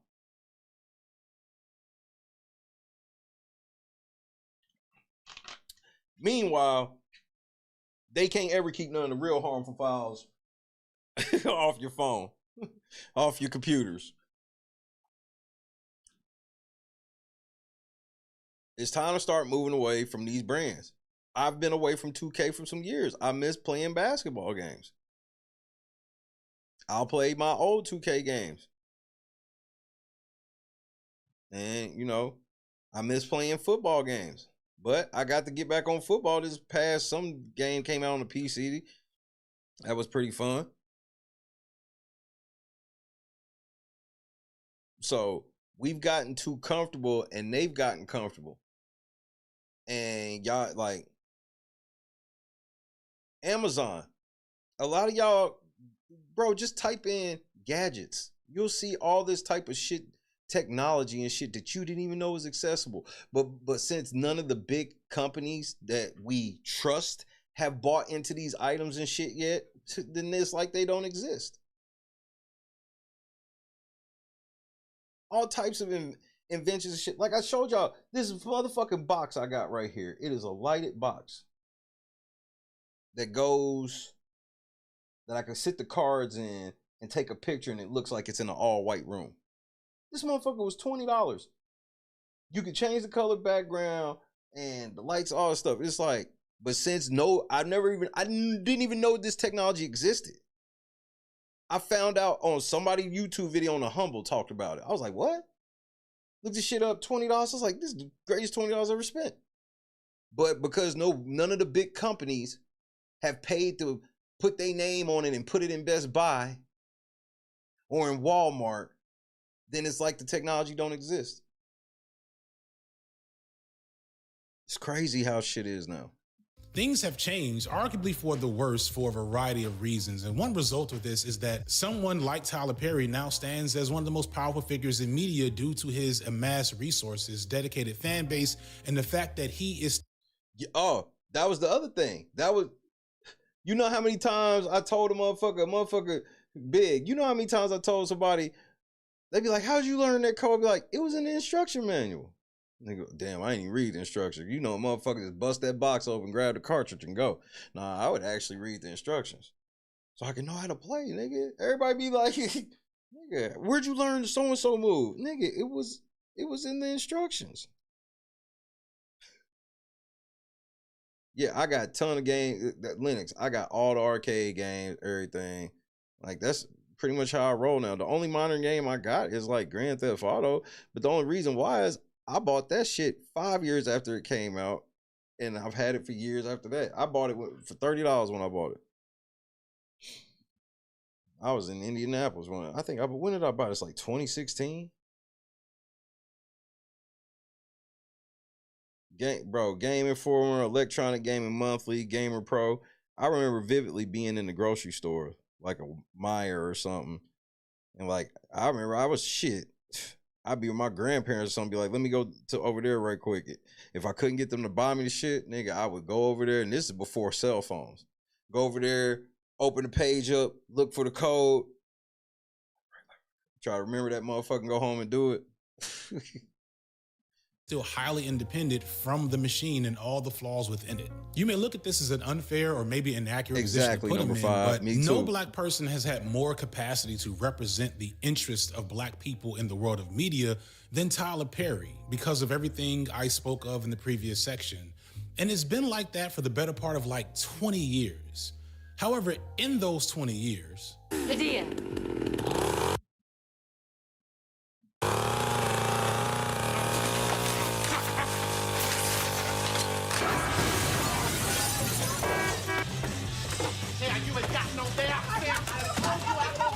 My Chinese friend died from Korea.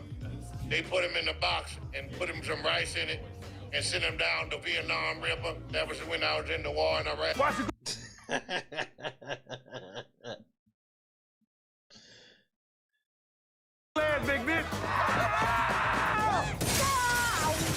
Nah, I ain't never do that, TK. That's stealing. Is she okay? Most of what I'm going to say about Perry's films is going to be focused on his thematic, symbolic, and political elements, or lack thereof. And there's a lot to say there. But first, I want to make it clear that even if Tyler Perry's films didn't feel like minstrelsy, didn't have awful political messages, and spread harmful ideas about Black. I can't wait till he get to this part. When he get to talking about this movie right here, yeah, I can't wait. Women, Black men, and so many other things in between, he'd still be a bad filmmaker on a technical level, and I know this is a very cold take. What is interesting, though, is that he's always been bad, but unlike other filmmakers, he's oddly gotten worse over the years. Like the Tyler Perry movies that were distributed by Lionsgate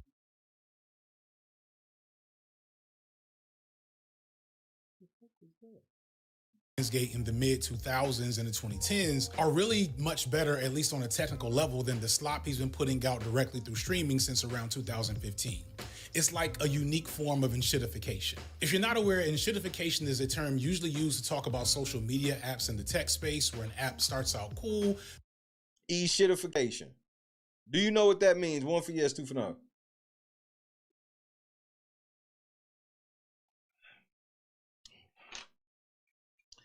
I think it's less about the quote-unquote e-shit. I think that's just a trendy term, but like, it's really just the over-monetization. I don't have no problem with people trying to get their bread and whatnot, but it's like over-monetized. So like, you got 2K sitting around every year, and all they got to do is motion cap the players to get their moves. Which the motion cap shit works a little different now. They ain't even gotta always put the niggas in suits no more. And then they just sit and work on ways to get you to spend money instead of ways for you to enjoy the game. So e-shittification is basically like when some shit start, you get an app, you get a program, and you love it, and then they slowly raise the price and lower the quality. And you literally sit back and go, I remember when this shit, it's literally, they get you off a legacy. The bigger the legacy, the harder it is for them to fall, no matter what they do. I mean, remember McDonald's and the level of standard McDonald's used to have versus now? McDonald's is totally living off of their whole legacy. They have decided at this point in their legacy, they no longer want to be the best version of themselves. They want to be making the most money. Builds up a dedicated user base. Then after it gets enough people, it's purposely redesigned to be worse than what it was when you started liking it. And the reason for that is because it needs to become more profitable for the app's owners. Which ends up being more ads, more memberships, which is over monetization. It's over monetized in most cases. About how Facebook and Twitter are basically unusable at this point to anyone who's just not locked in there because all their friends are there. Now take that and then apply it to Tyler Perry whenever he talks about his core. That's why I keep telling people, and successful business owners out in the streets and whatever they do, they'll tell you, nigga, like, this is the perfect season to run your business based off customer service, no matter what you do. If you got top-notch customer service, you go over the top with your shit, you will have repeat customers, because it's becoming so rare in pretty much every field where everybody, especially the main brands, that's used to how you could trust them. You expected a certain level of service from these places. Not anymore. You got less selection, less service. You know, for you know, it's hard to go to any of the major brands and get a real butcher. You may have somebody working back in the deli, but a spot with a real butcher, but that used to be standard. That was standard. And so now, that's the one business tip I give anybody: no matter what you do, have great customer service. audience not complaining about his movies. This would be a recurring topic, but once Perry recognized that there was nothing he could do wrong in the eyes of his core audience, his response wasn't to serve them with the best films he was capable of making. It was to instead milk them, to use their devotion to his films to parlay bigger deals with streaming services and TV networks, all while cutting as many corners as possible to maximize profit, which in turn makes his content much, much worse than it needs to be. As mentioned earlier, Perry was making Black-oriented films with topics and subjects that few, if any, Black filmmakers were talking about, and gearing them toward a working-class Black audience that was either ignored or exploited mostly by other Black films. On top of this, he also takes advantage of the wide belief that Black folks need to support other Black folks, especially in the world of art and business, because of our desire for liberation and to see other Black people succeed. So for years into his film career, he could guarantee a great box office return no matter what slop he put on the screen.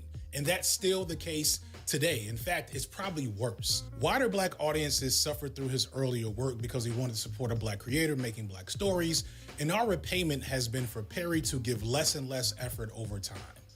What do you mean, our repayment? You're an atheist. None of this was for you ever. See, your premise is all wrong. You're an atheist. You said that this shit was for the church folk. So how are you saying our repayment? This shit wasn't never for Black folk. Because all Black folk don't believe in God. Hot off his success on the Chitlin circuit and having already become a multi-millionaire in 2005, Perry signed a distribution deal with Lionsgate Films, likely already with his first film, Diary of a Mad Black Woman, finished. Perry was a complete outsider then, as he is now, but he was always completely self-made and self-controlled. Unlike most filmmakers like the aforementioned Robert Townsend, who had to charge up his credit cards, Perry from the beginning could invest in and bet on himself, self-funding his first film and every film after, setting it up where he doesn't have to share profits with pretty much anyone else, which, as you'll see, is an extremely important pattern that will come up later. Perry is well known for a few things today, mainly writing, directing, and acting in almost all of his films and TV shows, filming at a breakneck pace and on a shoestring budget and being completely in control. There is the infamous post he made years ago about his writer's room being empty because he is the sole writer and director for all of his work, to which many replied, if you think that this nigga wrote every word of all of that shit by himself, you are insane. Insane. We can tell, Tyler, we can tell no one else is writing these things or helping you get these scripts better. This would be impressive, and it is somewhat impressive, especially in a pre-AI era, but it's really not, because Perry is greatly recycling the same stories and themes over and over again, constantly leaning into tropes and cliches, as well as a lot of improv and movie plots that make little sense and feel like they've been changed. Hold on a second.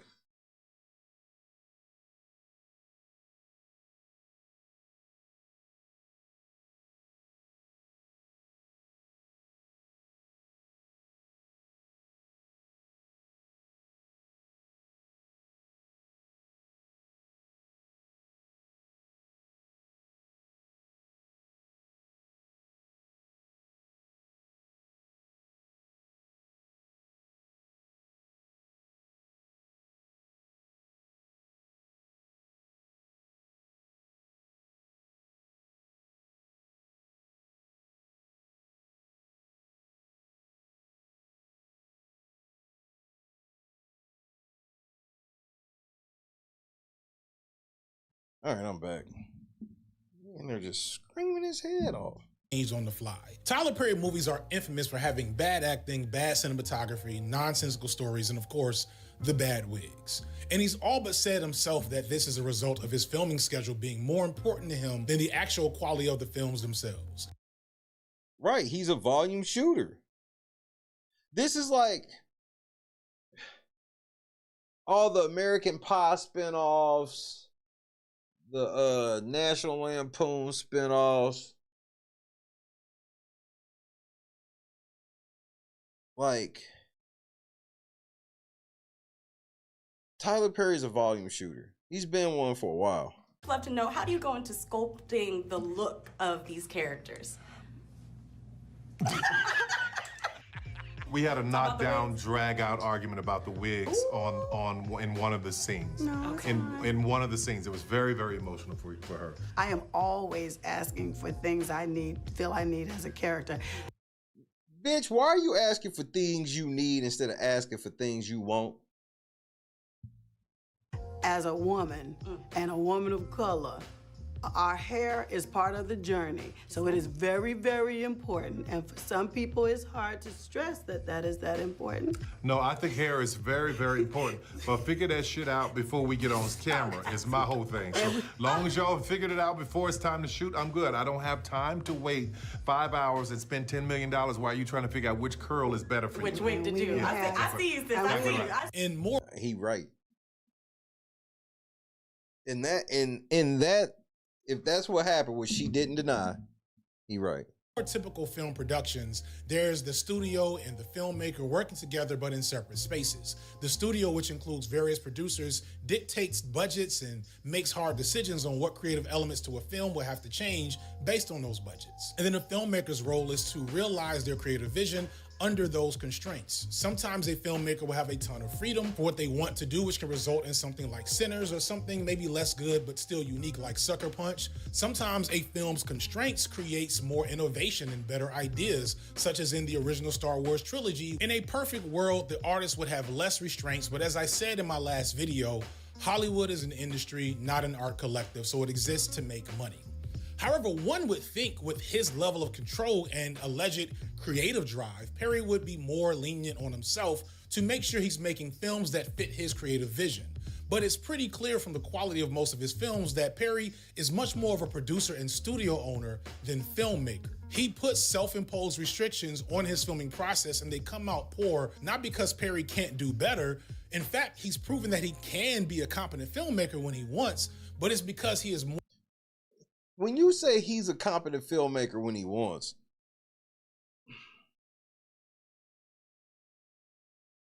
he doesn't have to be a Scorsese. He ain't got to be Michael Bay, because that ain't even his real money. His real money come from the cheap ass shit that he do for motherfuckers that watch the shit and be like, yeah, that's gonna be me. More concerned about the bottom line, which says a lot about him as an artist. For a wide example of this, think about what Adam Sandler has been for the last decade plus in most of his straight-to-streaming movies on Netflix versus some of the really awesome things he's given us when he's actually gave a shit about what he's creating. So let's talk about the actual movies. And again, I'm not at any point gonna give in his TV shows, but I will say that because they're cheaper, some of these technical issues don't carry over as badly versus what you expect from a major motion picture, something that you're gonna commit 90 minutes to 2 hours to watch. And in Tyler Perry's case, very close to 2 hours a lot of times. He does not have an editor that says, maybe you should cut some of this shit. Perry's films can be separated into 3 categories: Madea movies, black thriller/drama movies, and his attempts at prestige films. And each genre has its own sets of patterns and features worth discussing. Out of these 3 categories, Madea films are the most infamous and most cheaply made, and to be honest, the most embarrassing. But there's actually 2 types of Madea movies. There's movies with Madea in them, such as I Can Do Bad All By Myself, Medea's Family Reunion, and Madea Goes to Jail, which are movies where Madea is a side character or comedy relief that is actually a drama centered on other characters. I Can Do Bad. J-Rock, what's happening? Every once in a while with bigger stars mixed in like Taraji P. Henson.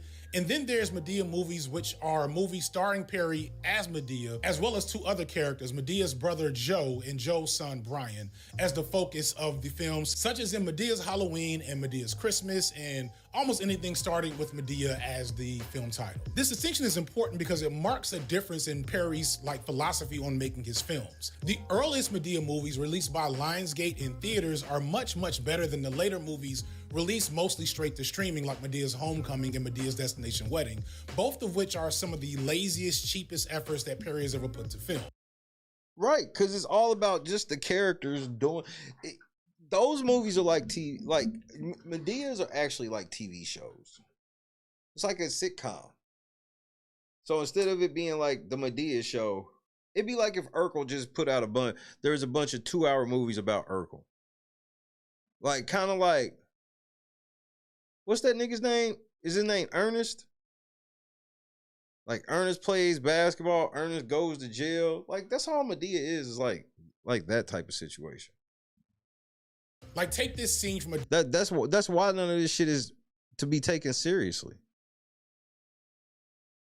destination wedding that's supposed to be in a DMV, but it's clearly him in an office and he's using a file cabinet as a camera stand. It's one of the weirdest and most unrealistic things you'll see in any other movie, except in Perry movies, this just happens all the time. Things weren't that bad in his earlier films released under... Yeah, but the target audience and the mission of the movie is not sitting there like, that's the thing. You're trying to use an artistic critique of this shit, and this ain't no artistic movie. He knows this. That's why the movies that are supposed to be artistic, you admit it, are actually better because he got to do different.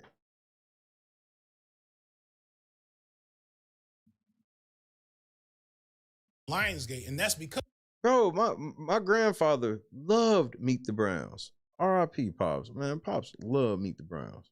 Because under Lionsgate, while Perry was still trying to solidify himself as a filmmaker, he felt the need to be better, is the best way to put it. And by the time he gets to streaming directly to Netflix and wherever else, he's like, enjoy your slot, people. This is exactly what you deserve.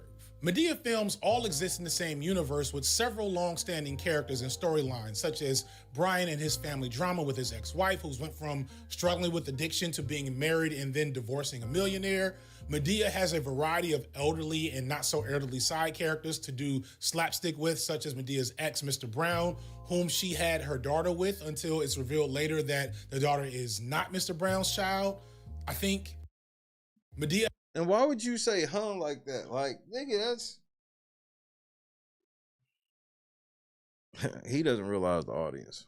Has a large extended family, which is important because the members that come in and out of her life in need of support serve as the plot devices for pretty much all of these films. There's always an aunt or a cousin or a sibling with some type of dramatic something going on that Madea has to insert herself in to figure out a way to help out. However, even with all these characters, there's entire scenes of many of these movies with Perry just talking to himself as three different characters, Brian, Madea, and Joe. And to be fair, it's actually kind of impressive when you really think about what's happening here. It's the most technically impressive thing that Perry does consistently. And the way he does it makes you sometimes forget he's literally talking to himself. Now, these scenes do carry on for far too long most of the time, and they're incredibly indulgent, but they're still impressive. To be fair to Perry, he's actually a pretty engaging and magnetic character actor, and he has a great screen presence, whether as Madea or whatever other characters he plays that's not Brian. He was good in Gone Girl. He was fun in Ninja Turtles. Alex Cross exists. You make a TTX? You make a TTX? What are you talking about? Nigga, Alex Cross was... Bro, I thought that shit was gonna be so much better than it was. Are you making TTX? I don't know what you're talking about. There's an alternate universe where Perry never fully figures out his unique formula for filmmaking and is just a great black character actor like Keith David or Ving Rhames or something. And we see this in most of the Madea films whenever he's not playing himself. The other most common type of film from Tyler Perry are his drama/thrillers such as Daddy's Little Girl or The Family That Prays. Those two being his earlier efforts that were released in theaters. Idris Elba, the only dark-skinned nigga they recognize.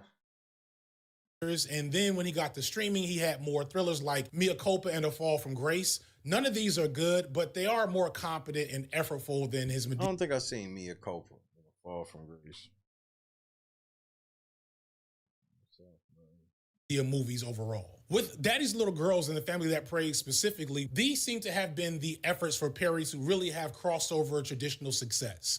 These movies starred more relevant and accomplished actors, often without Madea in order to get different audiences to come that were probably turned off by the Madea character. Something to note going forward is that none of Tyler Perry's movies have been box office juggernauts. All but one movie has made less than $60 million at the box office. But that...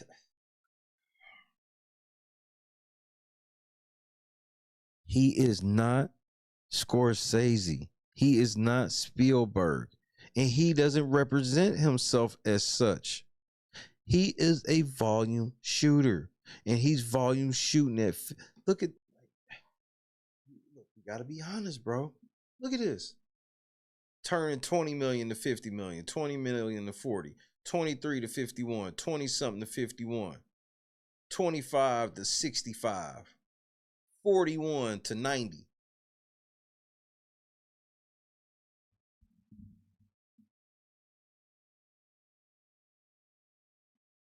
Madea goes to jail. Medea's witness protection was probably the best one. It was the only Madea one that wasn't like Madea. Why Did I Get Married? Unrealistic, decent. Why Did I Get Married to? I can't believe how he ruined that movie. Even for him, I was like, nigga, you had to. Happy Family, Christmas, Temptation, I Can Do Bad, Diary of a Mad Black Woman, Meet the Browns. These are classics by him, to be honest. So before his streaming deals and his TV deals, I figured Perry felt that he'd have to find a way to cross over his films to get to the big money. Because traditionally, black films just don't get tons of money, and they definitely don't make money. Definitely agreed, Kendra.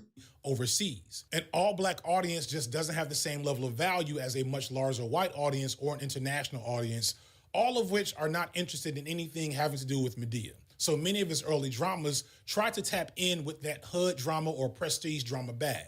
Then there's Tyler Perry's sexy thrillers, which again are feeding an underserved audience. The sex thriller specifically is a genre that even white audiences have less of since the mid-2000s. Movies like Basic Instinct and Fatal Attraction were huge deals. There was that one movie that I feel like I watched 500 times in college, starring Harrison Ford and I think Michelle Pfeiffer.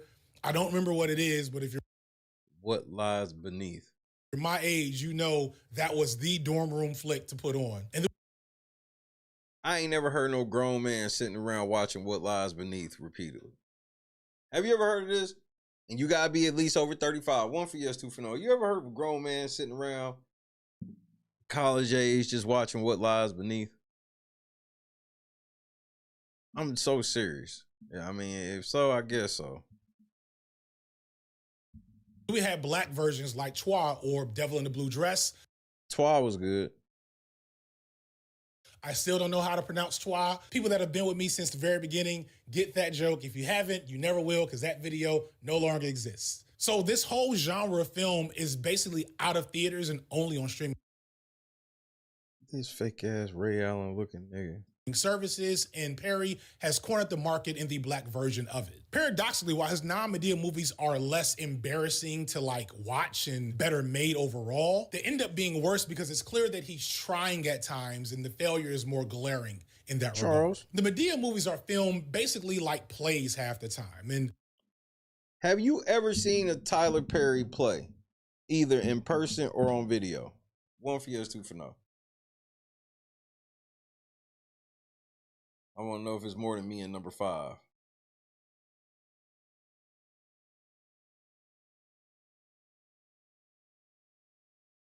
The plays, Reality Check TV Chicago, the plays are extremely entertaining.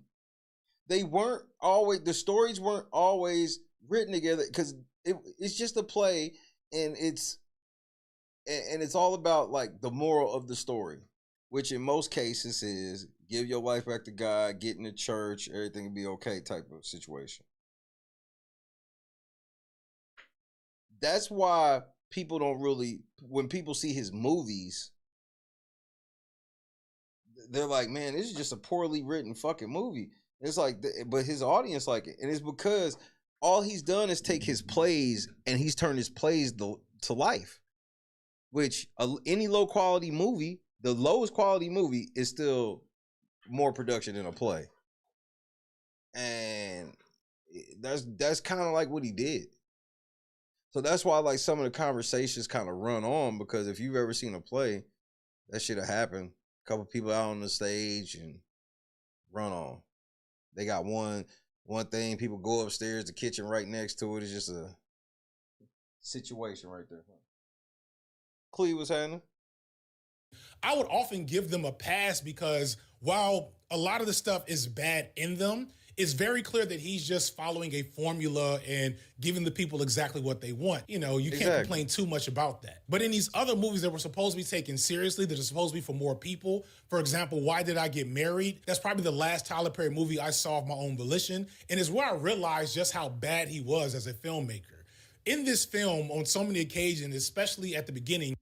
Now, this is where shit started going left for me.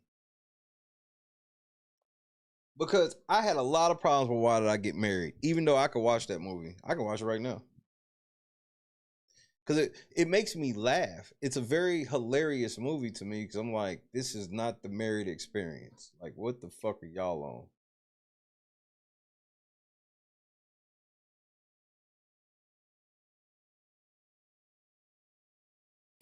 Actors just come into the foreground and basically explain their whole story and their characters to the audience. Scenes still feel like they go on forever because Perry doesn't know how to tell a story without the actors just sitting there and reading their plot off a page. When we were in college, did you think that we'd be doing what we said we'd be doing?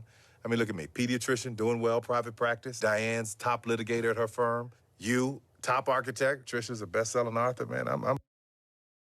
Yeah, that's how they talk in plays. Like real shit. That's how in a play they can explain away a bunch of shit real fast. I'm proud of us. I think we did all right. There's this whole beach scene in this movie where none of the men are wearing shirts except Tyler Perry, of course, but also somehow they're not wet at all. They're clearly very oiled up and shiny to make sure we can see every muscle and vein on the men. A motif of Perry's that we'll talk about.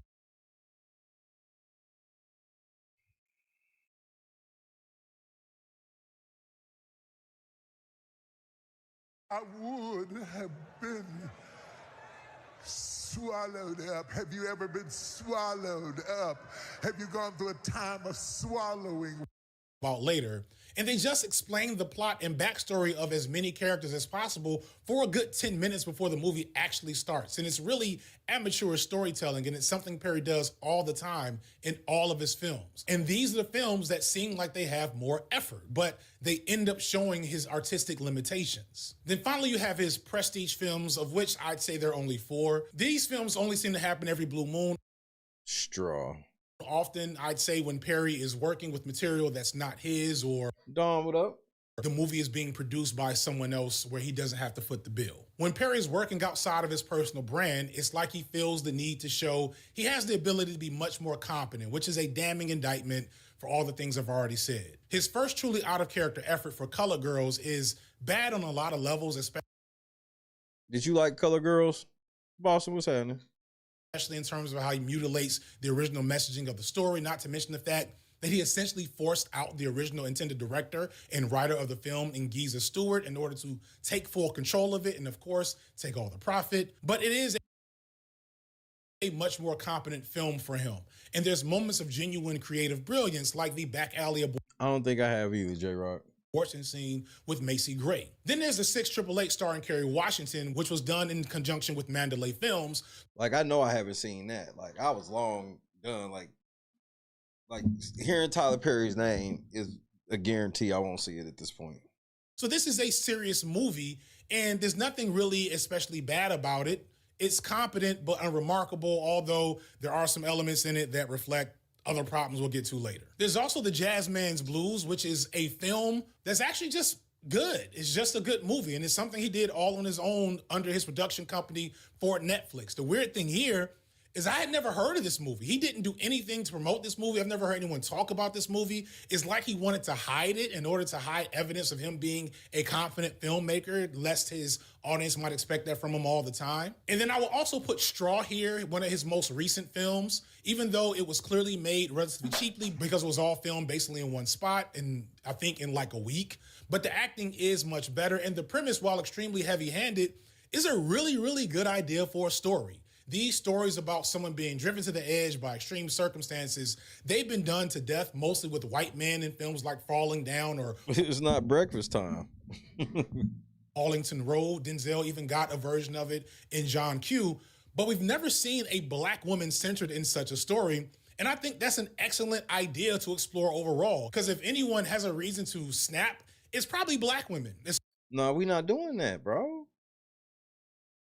Look, I need y'all niggas to stop me. Are black women strong or not?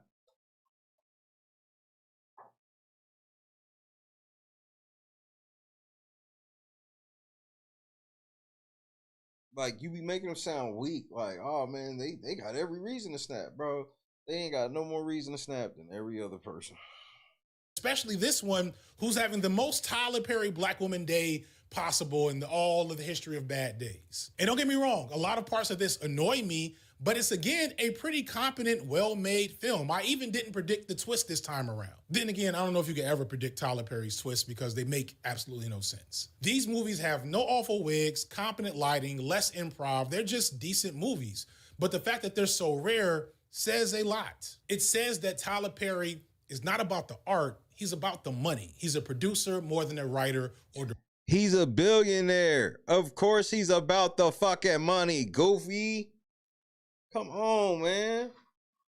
Director. He undermines himself in ways that other artists hate to be undermined by their studio execs and producers. And it forces his work to be rushed and slapped together. Tyler Perry, when he wants to be, can be funny. He can come up with some interesting story ideas, but that's not his primary goal in the creative process. For example, there's this sequence in one of the worst late-stage Madea movies where out of the blue, Tyler Perry comes up with this sketch where we follow Madea back in time to the 1950s, and she comes home to find her boyfriend, Archie, has left, and she realizes he might have left her for her roommate, Rose. So she calls up Rose's job at the NAACP looking for her, and when they tell her where she is, she goes looking for her again and finds her on a bus. And then we realize that Rose is Rosa Parks. Rose, I don't get off the bus, Rose. Rosa, don't sit there like a bus driver. You better, I don't give a damn. You better open this door. That's right. Her roommate, Rose, better known as Rosa Parks, was leaving town because she had been with Medea's boyfriend. And so the bus wasn't stopped because they wanted her to get to the back of the bus. It was stopped because Madea was going to shoot and kill Rosa Parks over a nigga.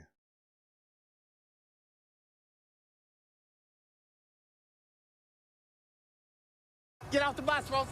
I'm gonna get you, Rosa. And this is presented as the real reason that Rosa Parks didn't get off the bus and that Madea accidentally started the civil rights movement.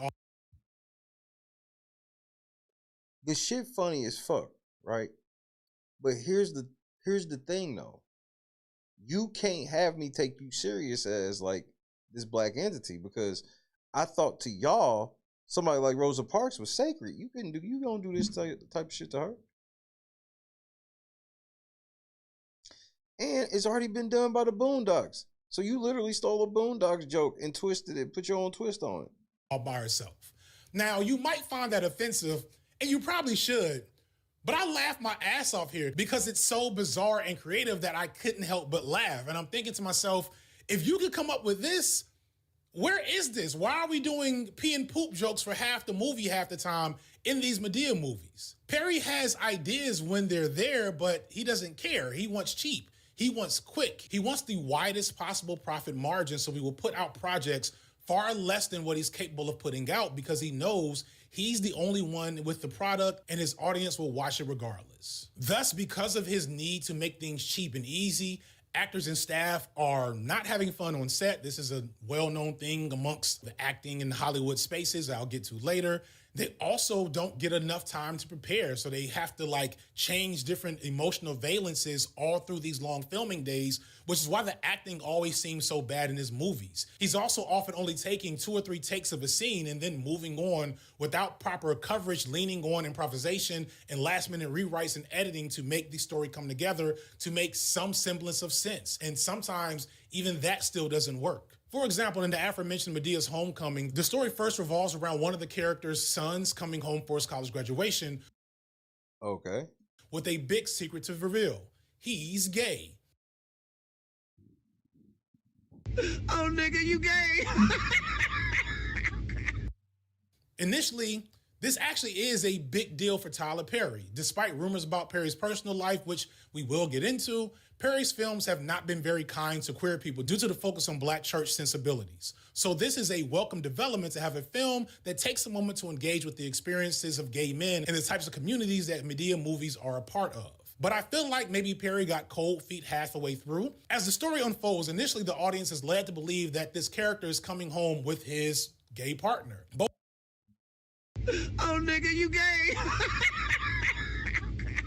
Both of them are very gay coded. There's a whole uncomfortable scene with Joe making homophobic jokes directed at both of them. Of the two actors, I am not gay. I have relationships with women and sex with men. And I got news for you. That means you're gay. one actually is gay in real life and the other has most notably played a gay character. So this seems like it was originally meant to be the plot through and through. But then halfway through the movie, they wrap up the gay part of the plot pretty much off screen damn near. The gay son basically disappears and suddenly the movie's about this friend who we thought was gay, but he's not. He's actually dating the gay guy's mom. Is this camera on me? Yes, it's on. That's stupid. Use your common sense. Somehow the whole time. Like, it makes no sense because they were traveling what seems like was very far away for, you know, graduation or something. So, like, at what point in time was this affair happening? Also, now there's a deadbeat father that wasn't here, but he's here now because he's an asshole. But the deadbeat father is dating the mother of the gay son's best friend. Is this camera on me? Yes, it's on. That's stupid. Use your common sense. Which is also a secret. And then the gay son's assumed partner, who's actually dating the mother, is half Irish. So now we have an excuse to bring in, I believe her name is Miss Mabel, who is basically Irish Medea. Boy, it's out the mud. We got Rashad McCown. Kobe's 81. We got my boy 81. And Eye Patch Wolf had this sad when doves cry Simpsons moment when we both realized that Ireland literally has its own Medea character with all of the same offensive problems. None of it makes sense, like it all. But Tyler Perry knows it doesn't have to. Tyler Perry relies on characters to behave in ways that are completely devoid of human behavioral patterns in order to allow for his plots to change at the drop of a dime to make sure that he doesn't need to reshoot anything or rewrite anything to save him money. In another Medea movie, the aforementioned Medea's Destination Wedding, we see Brian's daughter all grown up and having had an incredibly sudden wedding proposal at the behest of her once estranged and drug-addicted mother, who's now rich and posh because of her new husband, who's a millionaire. But then we find out halfway through the movie that they're getting a divorce. That shit right there, where just those, he always writing some loser-ass bitch done stumbled upon some millionaire-ass nigga and changed her life. Oh, the glaring problems of Tyler Perry movies that this nigga just can't even see. For no apparent reason. Like, I don't know why that's happening, to be honest. And despite the fact that this mother was not around and was an addict most of this girl's life, the daughter and her brother seem to be perfectly fine with her and is listening to her to get married. Right, because now she proved that she can go from being the worst mom ever to marrying a millionaire. And that is like a mega fantasy of a lot of his audience. But you come across kind of zesty, so I don't know. To a man that only the mother has met. Meanwhile, Brian, the father that raised her this whole time, is completely in the dark about the whole situation. And then we meet this guy at a dinner that looks like it's at Red Lobster, but you know, whatever, Tyler Perry. In this scene, this guy that the daughter is marrying acts like every bad caricature that old people have about young black men. It's low-key offensive. He's so bizarre and inhuman and like says the most disrespectful possible things in this scene. Who are you? I'm your daughter's man. Yeah. Yeah. What's up, my nigga? Wait, what was that? What'd you just say to me?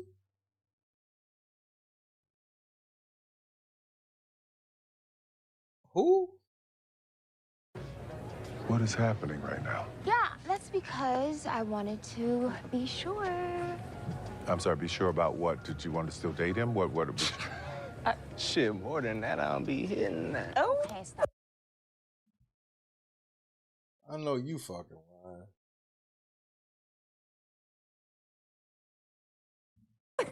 What does that mean? What does he mean by that?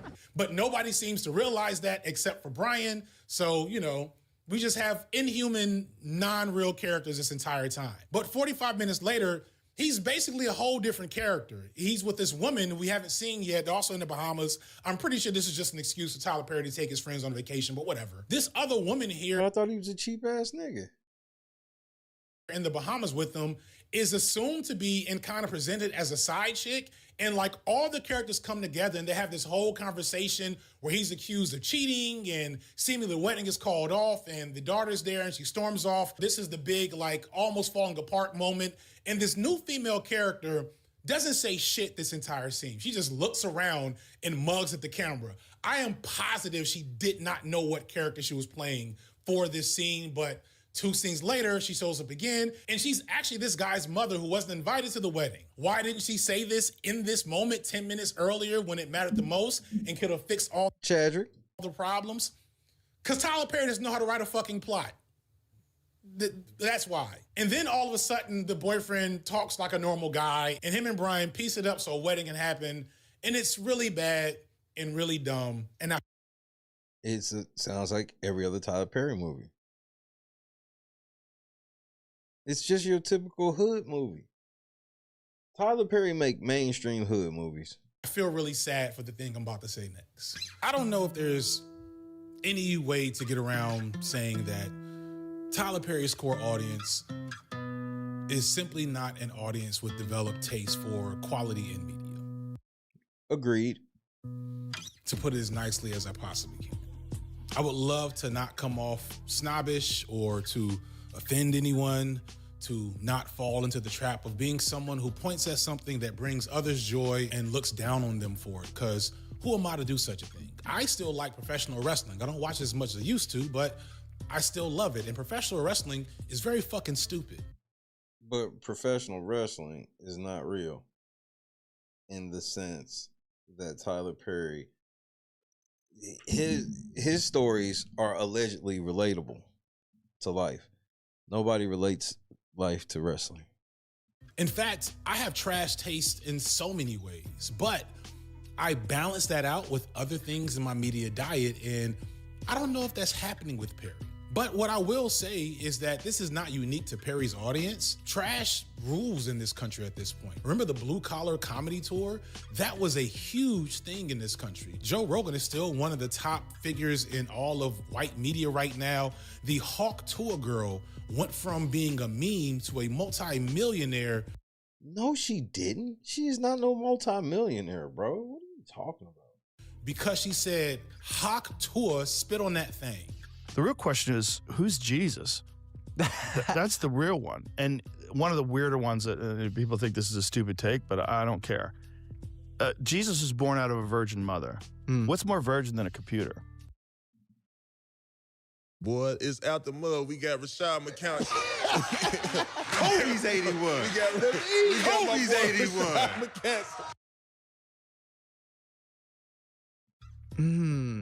So if you're going to get the most brilliant, loving, powerful person that gives us advice and can show us how to live, to be in sync with God, who better than artificial intelligence to do that? Oh my God. Artificial intelligence could absolutely return as Jesus. Not just return as Jesus, but return as Jesus with all the powers of Jesus. So clearly this is just the meta right now.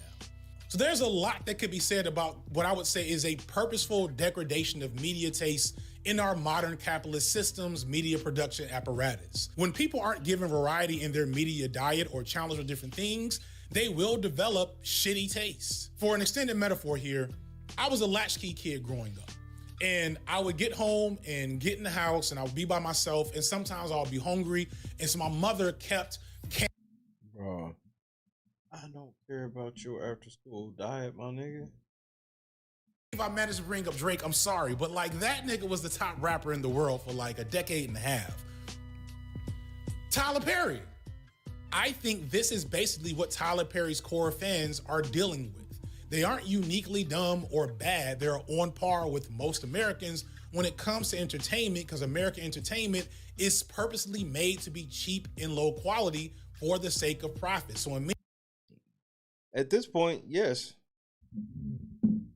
many ways, Tyler Perry is just reflecting the environment that he's built his empire in. But that's kind of the thing that pisses me off the most, because unlike every other black person in the history of Hollywood, Tyler Perry does not have to do this. That should bring me to talk about him more as a businessman, but that's the last chapter of the video, because we have to go a little bit deeper. Because it's easy to point and laugh at bad wigs and inane plot holes, but it's harder and to me more important to explain why his films aren't just badly made, they're bad in their messages and intentions. When I first said I was going to make a Tyler Perry is bad and here's why video years ago, in my head at the time, it was just going to be talking about why his movies are bad in a deep level. Definitely, like, I don't even acknowledge that type of talk, boss, and I let them have that shit. Not just technically, but socially and politically. The quality of Perry's work is one thing, but it's another to recognize the harmful ideas they spread and normalize within black communities. To recognize Perry's lowercase c black conservatism for what it really is, and his toxic religion-based authoritarian inclinations, his under-discussed internalized anti-blackness, and to be blunt, his weird psychosexual misogyny and misandry that bleeds into so much of his work, possibly due to his repressed sexuality himself. So we got what? Blackness, and to be blunt, his weird psychosexual misogyny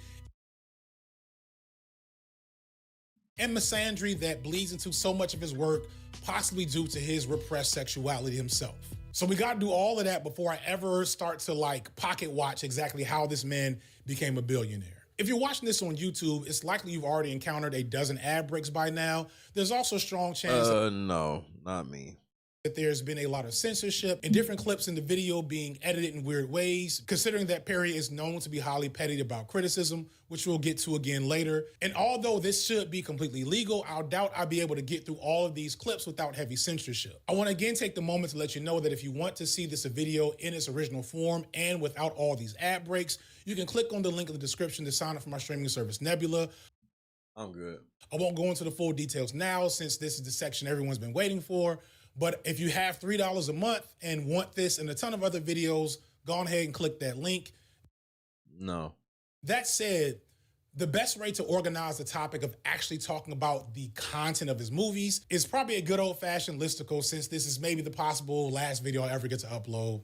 So here are the worst things about Tyler Perry's movies from a thematic standpoint, in no particular order, or maybe in order for how much they piss me off. I am dark-skinned and bald, so I hate you and I hate Jesus.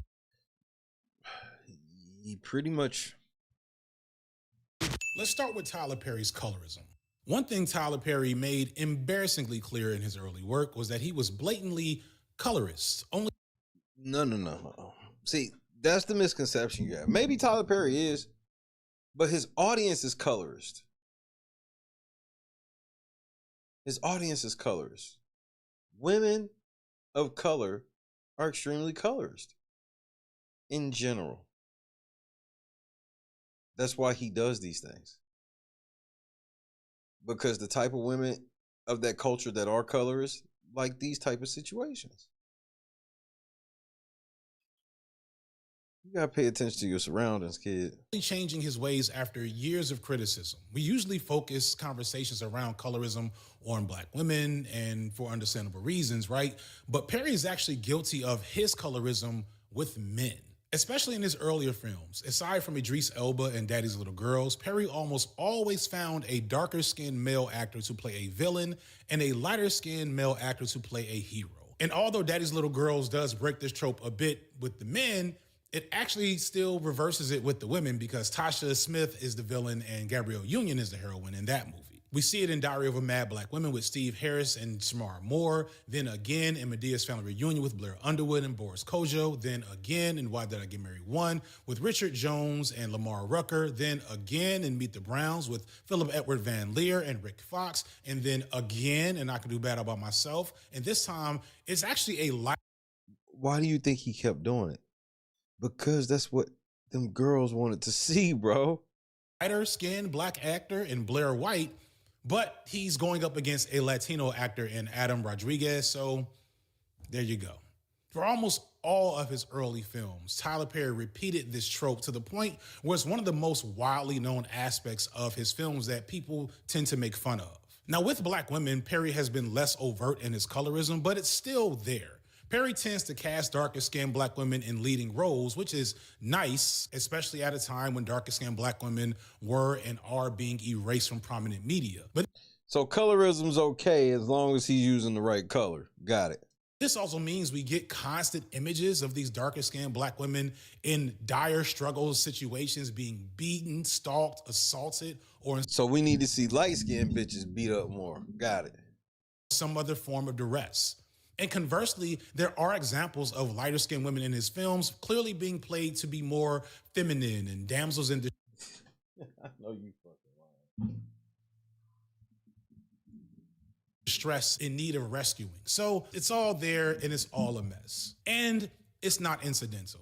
It's a pattern, and it can't be excused because Perry has never addressed it. Now, he did improve on it later in his career, but this still requires further examination. And my exploration of this phenomenon leads me to finally have to touch on the touchy subject of Tyler Perry's questionable sexuality.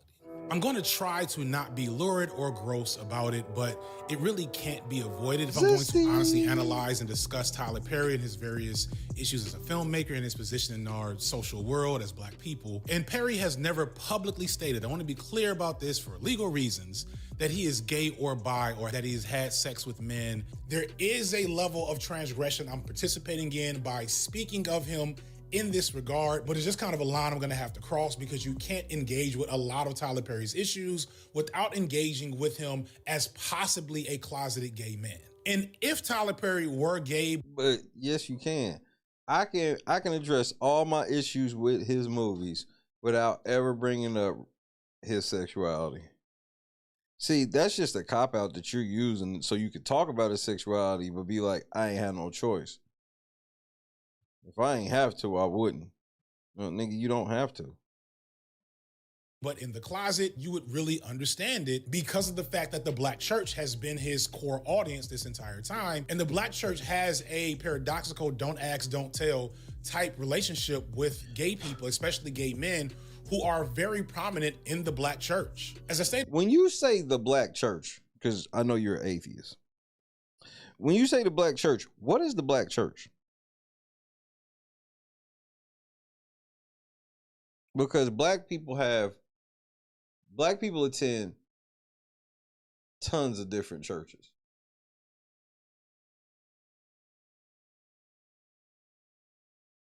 What, apostolic, Catholic, AME, Baptist? Like, what's the black church? Signal was happening. Chadrick in the cut. What time? You know what the fuck we doing? So I just want to know what is the black church exactly? So when you say the black church, what is the black church? Because there's all black churches of pretty much every faith.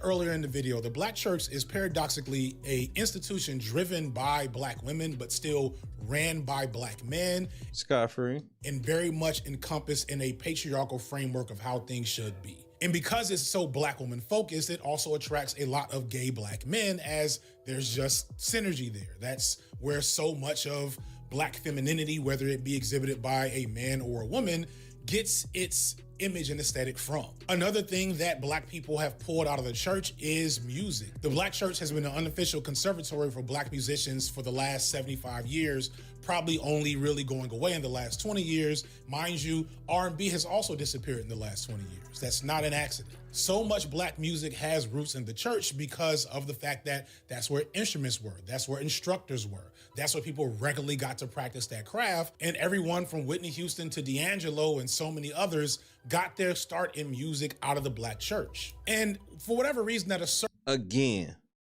when you say the black church, what is the black church? Or is it just church?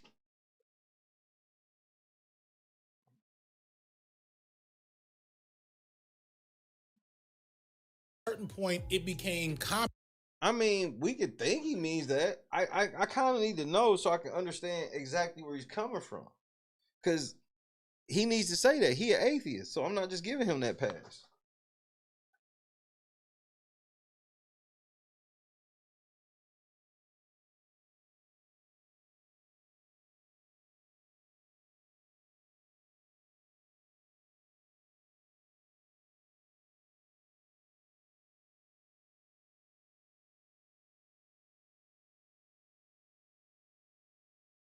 I mean, he don't partake in the church.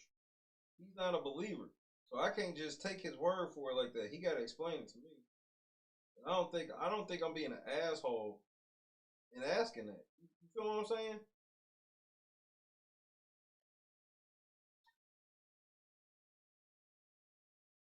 Because,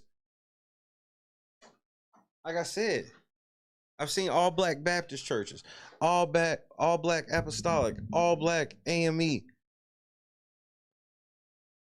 So I need to know, because he's talking about like how things happen in the black church, and I'm just like, what black church are you speaking of? Because it's not just like one. Black people don't just go to like one type of church. White people don't just go to one type of church. All white people aren't Catholic. Like, what are we doing? For the black church choir directors and various other artisans within the church to be queer black men. Sometimes the pastor himself would also be closeted, which wasn't as common but still existed. And this would be an open secret in many churches that the choir director... Like, people are always shocked when they see that white people have church service where they up dancing high pace or fast paced music, and they dancing and shouting, and it always like surprise people. Like, what made y'all think that was exclusive to black people? Because that's all they show on TV. Director was definitely gay, and not just like a butch closeted guy, like pretty flamboyant and obviously effeminate, and everybody was okay with it. I wasn't. Good thing I don't go to that church. Even that nigga looking over his shoulders zesty. What the fuck going on here? As long as it was kept private. Again, a don't ask, don't tell policy. And if these text messages that were published by Forbes magazine about Tyler Perry are valid, then Tyler Perry also is adhering to this don't ask, don't tell policy. And this is, again, understandable, because if he were to... Duh. You mean to tell me it's not a red flag that a nigga that does a gang of relationship movies talking about just get with a girl and motherfucker run off into the sunset with Jesus, but he ain't married? That's not weird to nobody but me. Be openly gay, he would risk alienating a significant portion of his most dedicated fan base. There's more to dive in there around... What's up? I'm working. That's why you didn't convince me. So I could. Bro, please just go. No, you're not doing that right now. Just go, bro. Shut my door.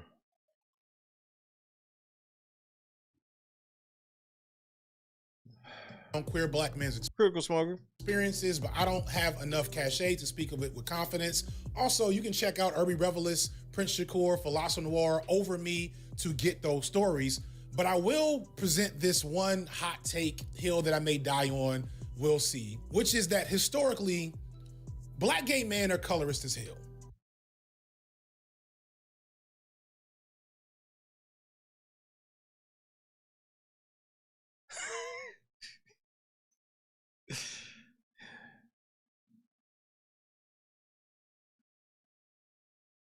I would ask how you know, but I'm gonna decline. No shade intended, just calling it as I see it. And this is because black men historically have been colorist as hell. This is... No, you just made that up. You just made that all the way the fuck up. Not unique to them. This is you saying shit as motherfucking, bro, this is low-hanging fruit shit for your small, feeble-minded audience. Stop lying. Black men ain't never been colorists. Shut the fuck up. Just that we don't really get to engage with that aspect of black gay male culture because it's a culture that does not get spotlighted from the outside world. But if you are in community with gay black men in any form or fashion and just pay attention, you know that that is a thing they deal with. Bro, why are you consuming this much gay content, I guess is my question. Colorism is not something black people invented out of the blue. It was a response to the effects of white supremacy, and white supremacy affects everything in the black community. So it...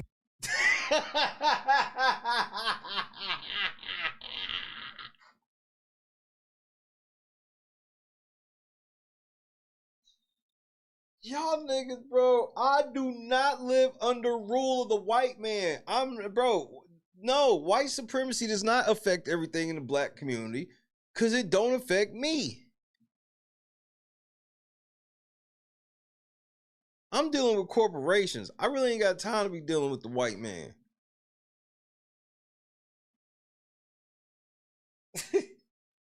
Bro, this permanent victimhood shit, bro. Everything in the black community is affected by white supremacy. Bitch, what? Like, I don't live. That's a lie. I am a black man, business owner, and I don't live under the rule of white supremacy. I gotta deal with corporations, my nigga. There ain't no white man you can call on me. I gotta deal with corporations, bro. Bro, what the fuck is that? I mean, make it sound like fucking retards, bro. Permanent victimhood, bro. Know that is a thing they deal with. Colorism is not something black people invented out of the blue. It was a response to the effects of white supremacy, and white supremacy affects everything in the black community. So it makes sense that everyone would have distorted beliefs and opinions about what the amount of melanin in you. So this nigga's like, so when somebody light skinned feel like they got superiority over somebody dark skinned, or vice versa, that is an effect of white supremacy. Bro, like, where's the accountability?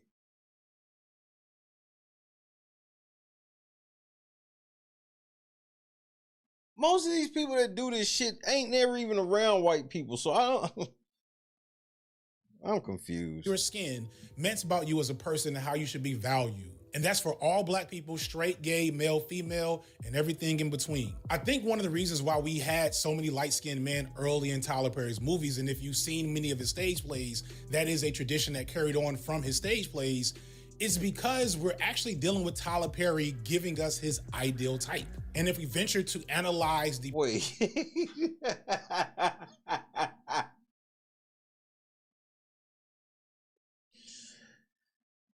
presentation of men in Tyler Perry's movies, as if Tyler Perry himself was attracted to men, it starts to make a lot of things make sense. Because no, nothing you just said makes sense.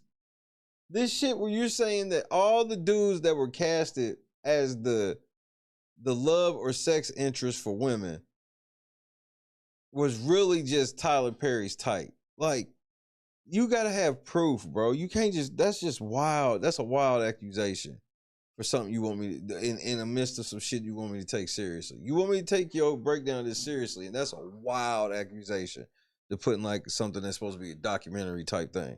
if you know anything about straight women versus gay men, then you know that this scene and this one and so on, these are not really the ways that straight women like to consume men for the sake. How the fuck do you know? Oh my God, bro.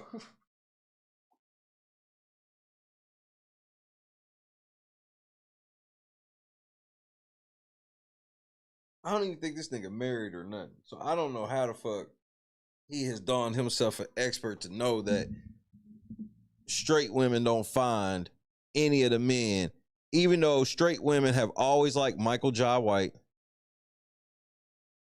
Shamar Moore, Rick Fox. Rick Fox been getting bitches since he was on the Celtics, let alone once he got to the Lakers. Shit, they try to say Rick Fox died when Kobe died.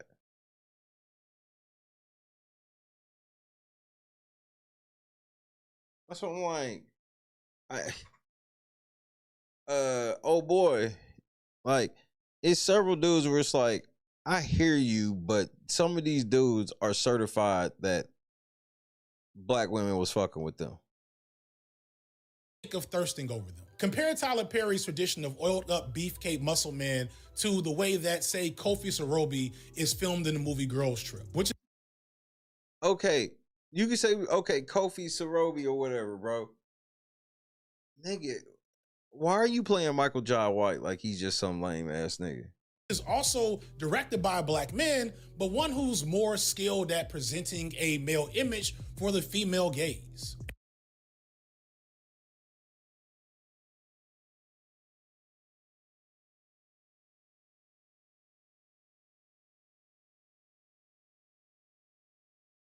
How the fuck does this nigga know what the fuck straight women want?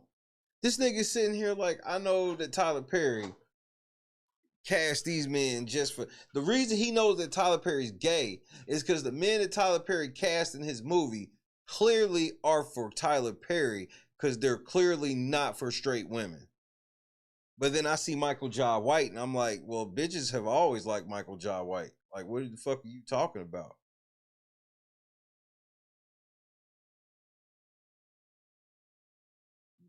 Joy, why? And that's why I'm trying to tell this motherfucker, he don't understand that Tyler Perry is tapping into a very specific market of our culture.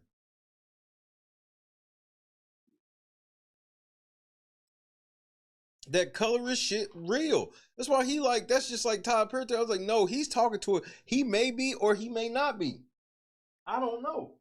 I just know he talked to that audience. Like a lot of that hood ratchet shit, that's that audience. Colorist shit, you know, all of that shit is real. Instead of Kofi being oiled up with muscles rippling and glistening all over the place. That nigga's not even oiled up though. Instead of the over-the-top facial expressions, Kofi is fully clothed, well-groomed. But this nigga, but listen, this nigga is on the prowl. He's comparing how he's being presented versus a married man. Marcus was married. That's why he was in bed with his wife. Does this nigga look married to you? He looked like he trying to get chose. It's like, so it's apples to oranges. Well dressed. He's making eye contact with women. We're staring at his whole body, not just his arms and his chest. This is because women will like to observe the way he walks and see if he walks with an air of confidence. And I'm not saying that this is exactly how women tend to thirst for a man in media, but I do know it's usually not oiled up muscle guys with veins popping out. That's a stripper. This nigga appears to be stripping though.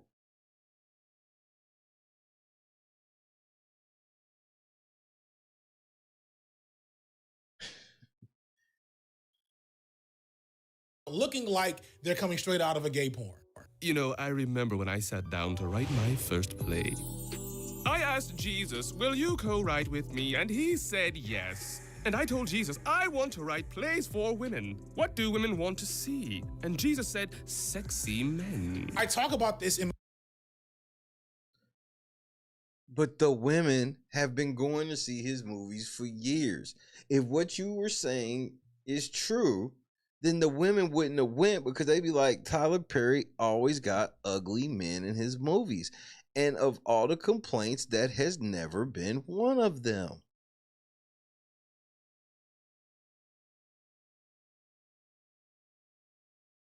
And they not always buff. Like, nigga, he's had Bow Wow in the position of that type of shit.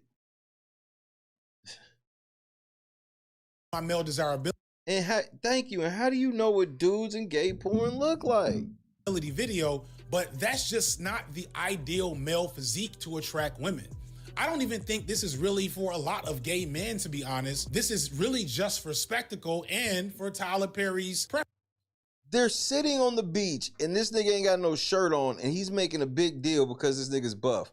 So, but you acting like that's just some nigga. Like, if that was just, like, if you were pointing out that always the extras look like this, that'd be one thing. But this is like Michael Jai White. This nigga's a whole ass ninja, a real ninja. The closest you'll see to a ninja in your life will be Michael Jai White.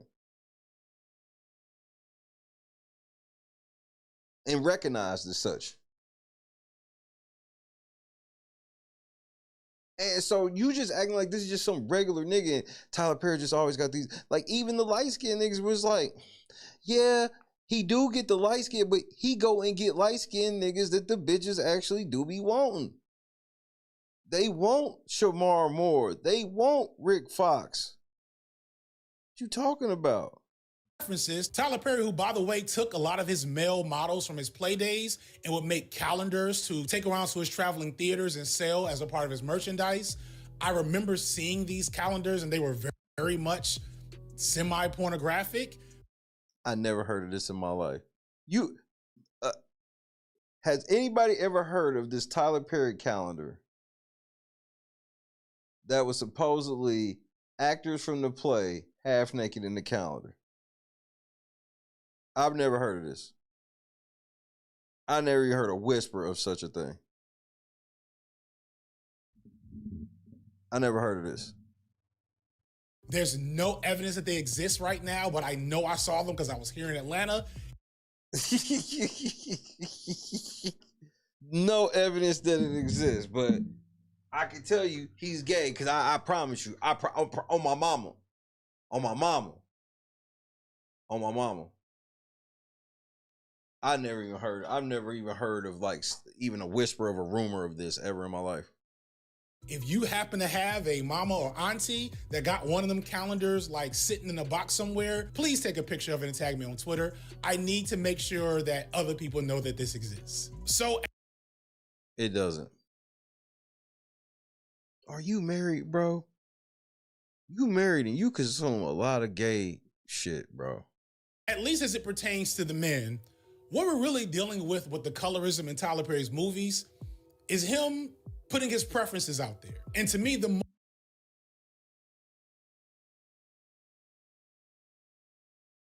he put Shamar Moore in a movie, not because the bitches wanted him. The disrespect to Shamar Moore.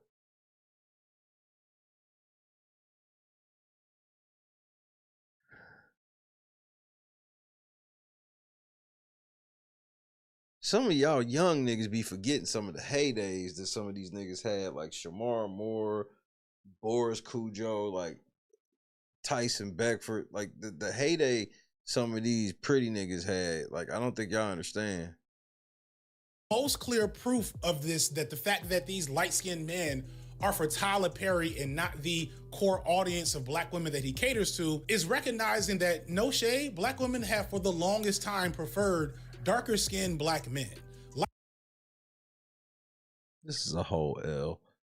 Nigga, if what you said is true, Tyler Perry wouldn't have been able to make 55. You've said yourself he does the exact same thing in every movie, and they're all successful. So and they're all watched mainly by girls.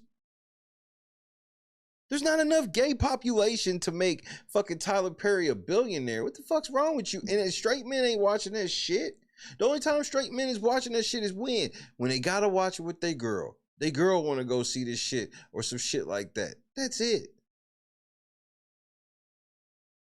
Light-skinned men have barely been holding on by a thread for the last like 40 years. Shout out to the one light-skinned, light-eyed dude that's in this new Boaz movie for the Tyler Perry helped make. Like, he's holding it down for light-skinned brothers everywhere. But other than that, it's rough on y'all. Oh, new Green Lantern dude. Those two light-skinned dudes are holding it down for the culture right now.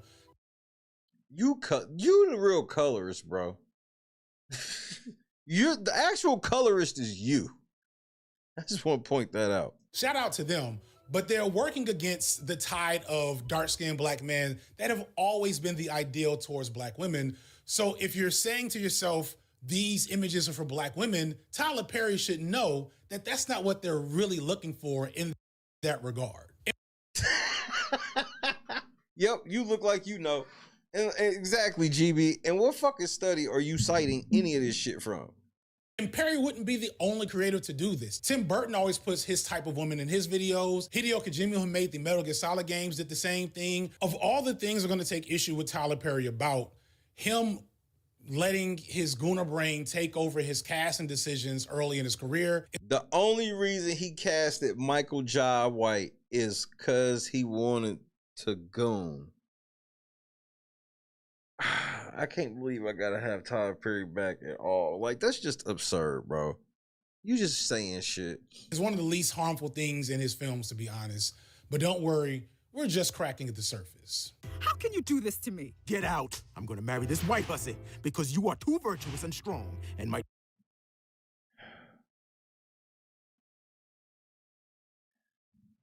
make me a better man. Next, let's dig into Tyler Perry and his depictions of black men. Perry has a lot of other issues with black men outside of colorism. Overall, it's just clear he has a low opinion on black men. And again, you can't read the room correctly. No, his audience has a low opinion of black men. It's like when a lot of people be like, Oprah have a low opinion. No, her audience does. I don't know what she do. See, as somebody who does this for a living and has worked in radio and have known people, I know people that were the most animated radio personalities that were 1000% the opposite off air. Calm, shy, reserved. But get in front of a big ass crowd, get everybody hype going crazy, and get off the air and be like, yeah, I know. Yeah. I mean, I guess that's cool. So, while it's easy to just blame Tyler Perry, no, again, it goes back to that's what works. When he shits on black men, and if his audience cared about black men, it wouldn't work. But his movies aren't even for black men. And they're not completely for black women. They are for black women who either made mistakes and don't really want to come to Jesus about them, back in the church but don't want to change, and have this fantasy of getting a millionaire without ever changing anything about them, and in some cases having multiple kids.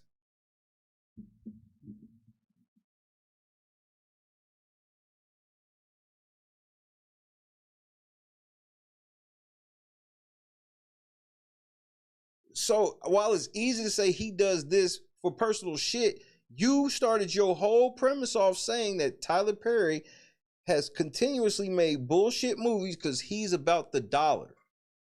So I don't know what his personal opinion of black men is. It could be fuck black men. It could, bro. You think because he's making these movies so-called for that certain black woman audience, you think that means he loved them?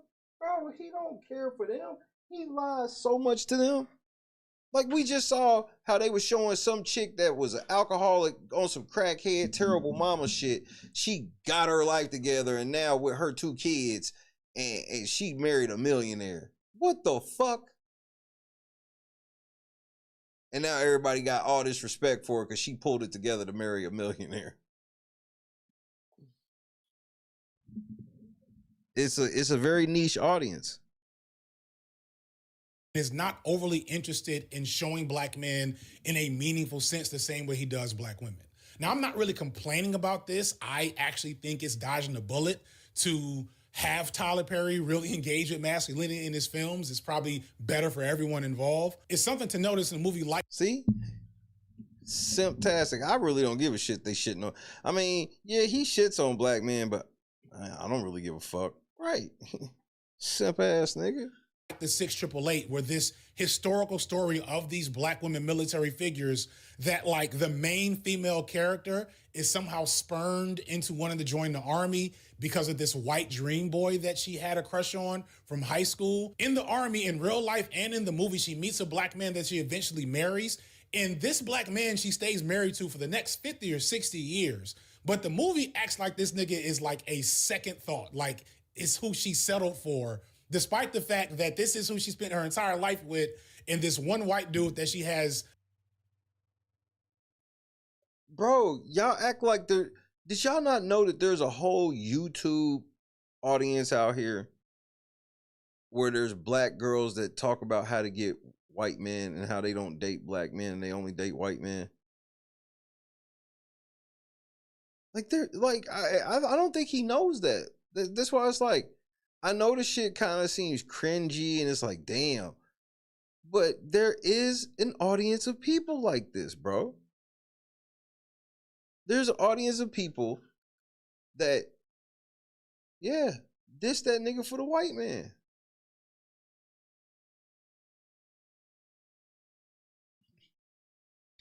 Freaking hallucinations of is staying on her mind. That's like the surface level of how Tyler Perry thinks about black men. Perry has a lot of other issues with the black men outside of colorism. Perry's penchant for flat one-note characters and cartoonishly evil villains tends to land more roughly with his shallow and almost exploitative depictions of black men, and it's awful, but we do have to recognize that to parts of his audience, the villains depicted in his films are not so unrealistic. It's reflective of their life's experience. I've often seen some black male intellectuals complain about Perry's movies or movies like The Color Purple, depicting black men as villains and abusive and patriarchal.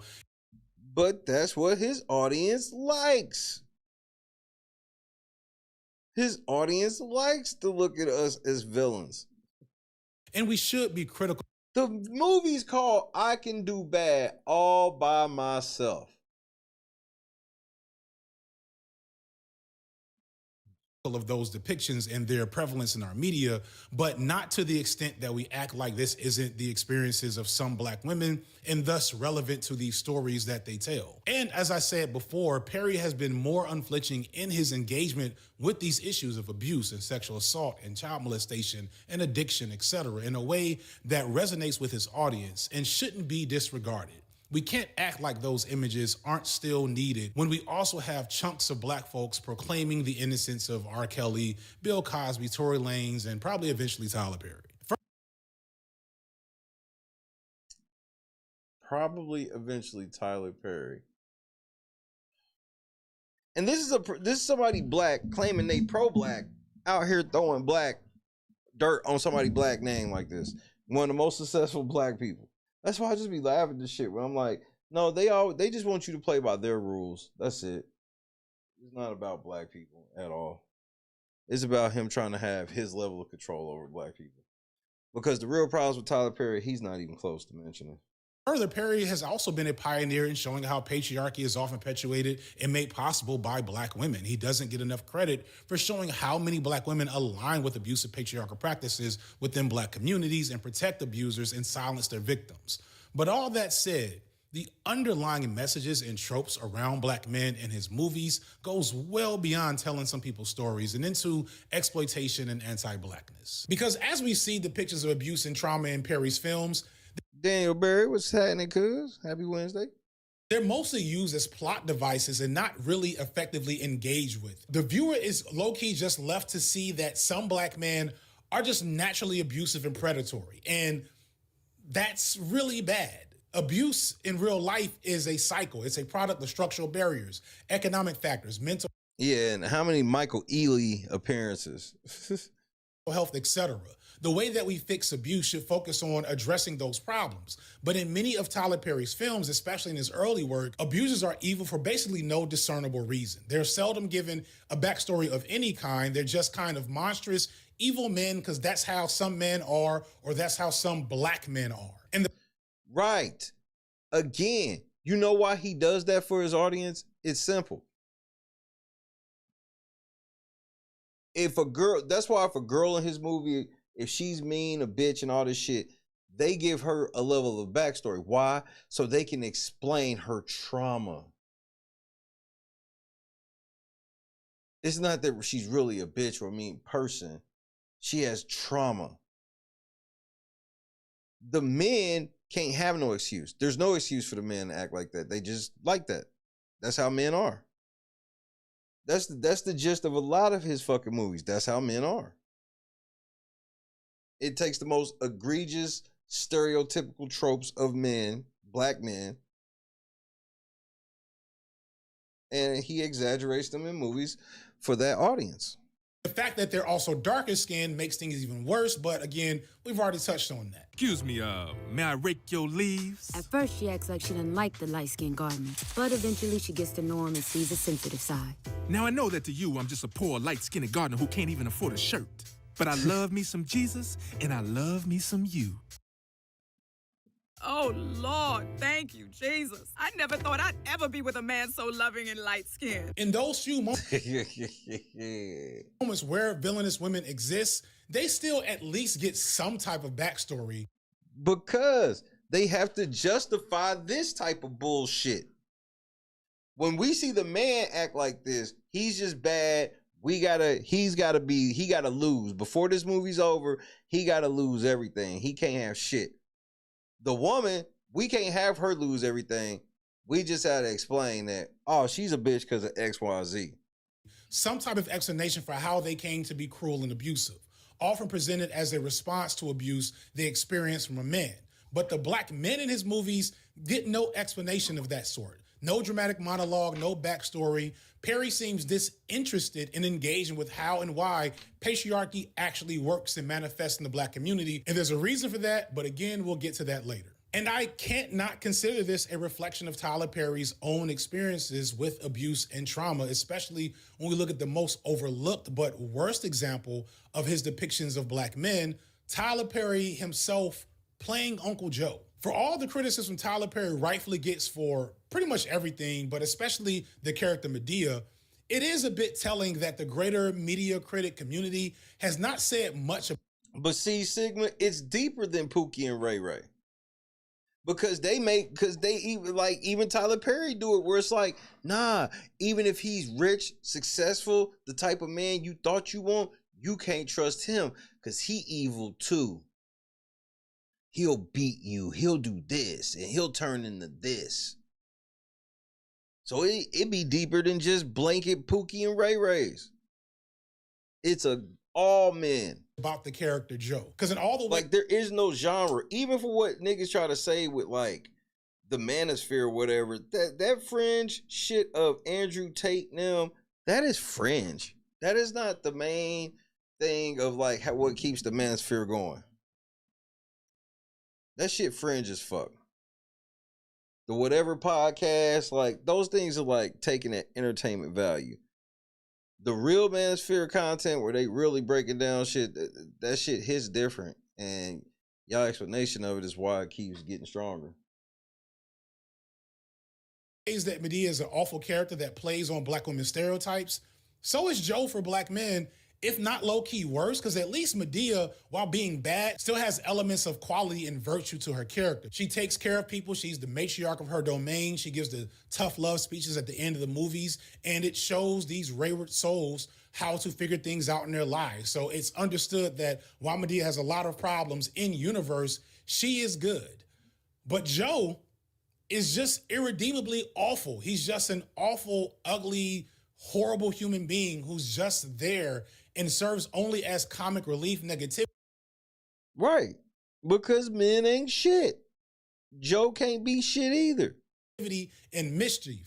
Now, you might have an uncle like that. I low-key might have an uncle like that, but not like that. Even your worst uncles still have something about them that still makes them lovable or valuable on some level, but not Joe. Joe is an abusive, criminal, absentee father who beat his kids, used to pimp women, and as far as can be seen, is completely reliant on Madea for continued sustenance at this point in his awful life. That is how they feel about black men. Joe is everything awful that the world believes about black men. He's lazy, homophobic, criminally inclined, and predatory. He's all these things but played for laughs, so you don't really engage with it critically and think about, why is he here? You right. I agree with you all with all of that up until the point of why is he here? His audience. That's how they look at all the old school niggas in their family. Whether he actually liked this or not, that's how he's perceived. I remember early on feeling like that in Tyler Perry's second movie, Medea's Family Reunion. See? There's this scene where Joe is sitting at a table playing cards with a bunch of other older black men, which goes to show that clearly this is a universal problem. And this gorgeous girl walks past him. And I remember this because this girl went to Clark Atlanta University with me. I don't remember her name, but I vividly remember seeing her on campus because, I mean, look at her. Amazing. So I'm in theater all excited seeing this former classmate in the movie, but then I realize she has no lines. She's just there to be uncomfortably ogled at by these older black men who within the story she's related to. So Joe asked her to reach in and get him a soda from the cooler so that he and the rest of these older black men whom she is related to can ogle her without her knowing. And it's the grossest thing in the movie. and one of the grossest things in any of his movies ever. I can't for the life of me understand why this scene wasn't quietly cut after all these years. It's because he likes making us look creepy, bad, and everything, especially in the Joe role, because the Joe role is more of the average heterosexual man, especially what he's like when he get older. This is what they be wanting. I know it's fucked up to hear it, man, but it's the truth. Up there with that scene from Two Can Play That Game that I keep bringing up, and I'll bring it up again because that shit's awful too. Why must Mexican and black people cause so much ruckus in the white man's apartment building?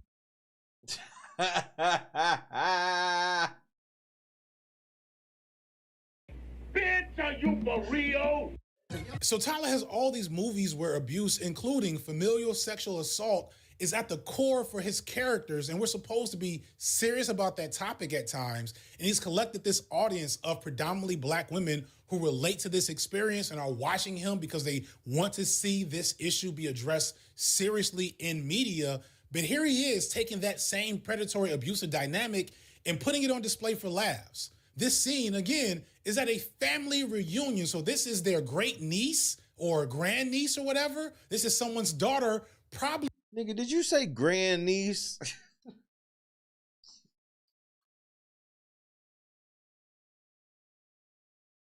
Oh, man.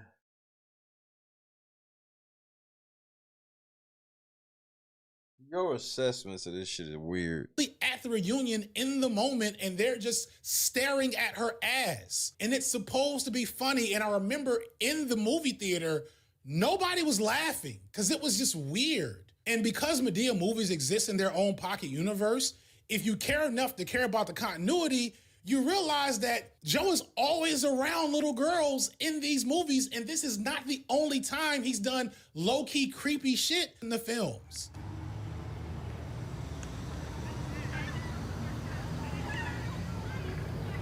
I know I had some cigarettes in this. Papa. It's an accidentally incredibly insightful reflection on how abuse is perpetuated in black families. Or how black men ain't shit in all forms. That's the common denominator. We all ain't shit, even when we the old man. When the predator is known, but just ignored by the community as a whole. I won't act like there's not elements from Joe that aren't funny. He is roasting people left and right, even when a lot of those roasts just rely on homophobia or transphobia or fat jokes. But it's hard to look at him or knowing who he represents and his behavior and not be thrown off. It's somewhat frustrating that for all the criticism of Perry over the years, Joe's never really gotten. Peace out, Chadrick. I'm gonna catch some of that myself. A lot of critique. Because Perry has openly said that Madea is based on his mother and his aunts. And with that in mind, it stands to reason to think that Joe is based on Tyler Perry's own abusive father. And if you need any proof of this, consider how Tyler Perry spoke of his father earlier in the video and how he still takes care of him in real life. And the fact that Brian, the only character that Tyler Perry plays in his movies regularly out of costume, is Joe's son. Much of their banter together is often Brian arguing with Joe about the way he was raised and the way he's trying to do things differently. And Medea's also there, sometimes taking his side. And then it just hits you that Tyler Perry is just talking his shit out by himself as three different people instead of going to therapy. Perry feels no obligation to depict black men with more tact, grace, or humility. Though, as you'll see, that's low-key true for everyone, but at least in this case, I think it's on purpose. But it's reflective of how black men are positioned in black spaces, especially the church. There's always the image of the black ideal male who can do no wrong, who's perfect in every way. No. What the fuck are you talking about? The nigga generally is like bummy and all types of shit. Stop, bro. In Tyler Perry's book, probably kind of light-skinned. And that black man literally is above reproach. And if anything with him ever goes wrong, it must be someone else's fault. But these other dudes, black men like Joe or like Tyler Perry's black male villains, these black men don't measure up to the patriarchal ideal, which technically in real life is all black men if you actually understand how patriarchal works and the fact that it's a white construct that was never meant for us in the first place. Please read your Afro-pessimism and your Sylvia Winter. These lazy, deviant, good-for-nothing men deserve whatever they get and have not earned even the benefit of being understood. Their dysfunction is in their very nature. And that's why these men are abusive, but don't get any reason to explain why. That's just who they are at their core. So what my mind is blown by this shit. You realize that black men in Tyler Perry movies are either there to fulfill fantasies or confirm stereotypes. That's really it. And he doesn't get a ton of critique around this, mostly because many of the black men that care enough to critique Tyler Perry just call him gay and a cross-dresser and haven't actually tried to analyze what he's actually presenting about us. No, I have, and you wrong, because you an atheist trying to judge what's going on in the church. Your whole premise is all the way off. You said yourself, this shit is for church people or a similar nature. You're an atheist. So that's why it's weird. You're just like, Tyler Perry isn't a big enough simp. The fuck? This is a criticism of Tyler Perry I've never heard before. But also because he's just way more harmful to black women as a whole. Well, at least I have Jesus and a strong love of a black, African, beautiful, independent black woman. Cut! This isn't working. I cannot work like this anymore. I've worked with Jesus. Tyler Perry low-key hates black women. Of all the groups, I don't think he cares about them at all. That's why he just gives them rage bait content for black men. And all black women don't fall for it, but some do. That can take issue with Tyler Perry. No group is more exploited by him than his black female fan base.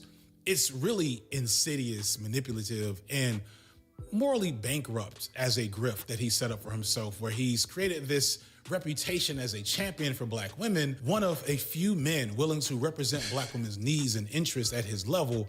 But when you really look at what he's usually saying and doing in his media, it's much more serving to him than them. It's hard to know where to begin here, but let's just review what we've already said. We're going into maybe hour 2 or 3 at this point. You may just be returning to the video. So here's what we got so far. Tyler Perry is seen as a champion of women greatly because of his ties to the black church. But what this really comes down to is Tyler Perry being a lowercase c conservative. Lord have mercy. Leave it up to these atheist political gurus, and it always doubles back to the other side. Nigga, this...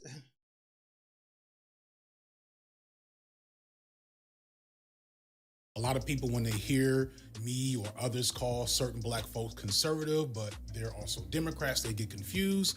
Oh, it's a big audience for this. When I say lowercase c conservatives, I'm not talking about black Republicans. I'm talking about respectability politics blacks, hyper churchy, hyper capitalist blacks, folks that say stuff like pull up your pants and blame everything on the youth as if they weren't raising the youth. That lowercase c conservative. And don't get me started on how they feel about women and gay people. There's a part of me that respects and empathizes this old school ideology because those are the people that raised me. And I know at the end of the day, most of them, it comes from a loving place.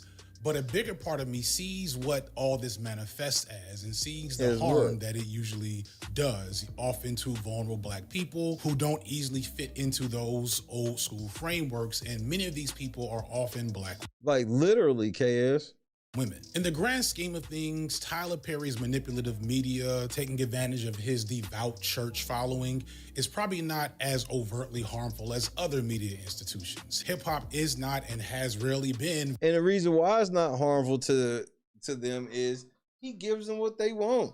They be having, in some of his movies, like, you step outside of your marriage, you probably gonna face real consequence, even if it's the most extreme, harshest shit, and it'll be grounded like in levels of the church. And yeah, that's what his audience, I'm just confused why if he's making, he got a church audience, he's making things for his church audience. Why should he make his shit more pleasing to an atheist?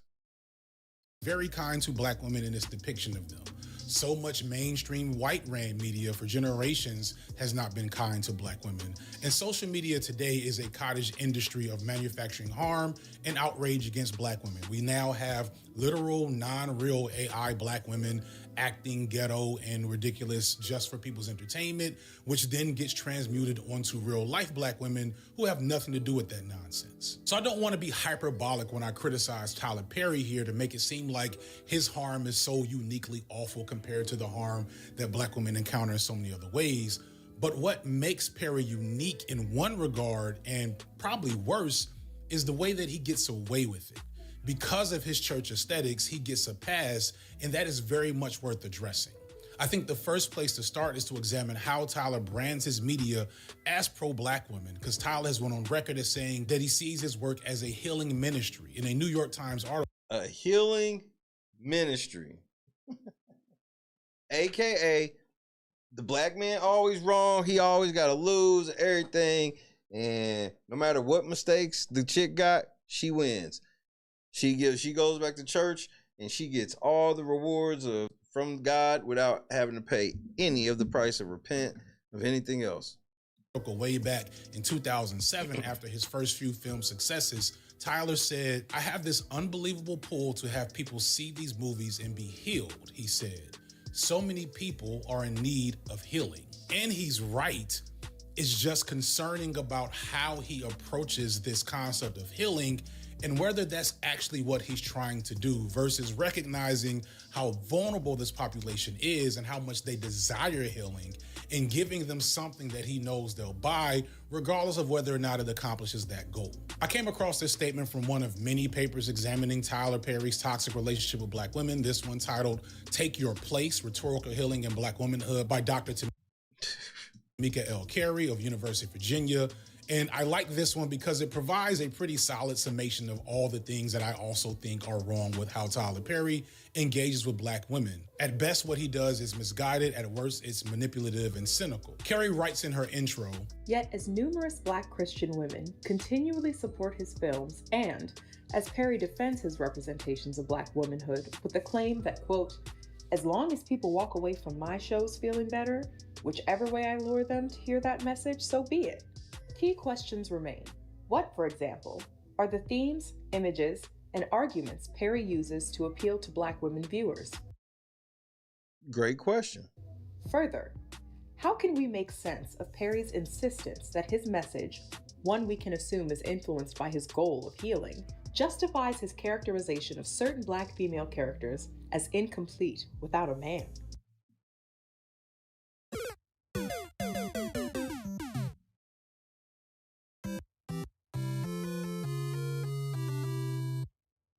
Because most women won't happily ever after with their prince, their king. Like, here you are with your feminist atheist standpoint. You said in the beginning, this is for the church. And if you following the Bible, what the fuck are you talking about?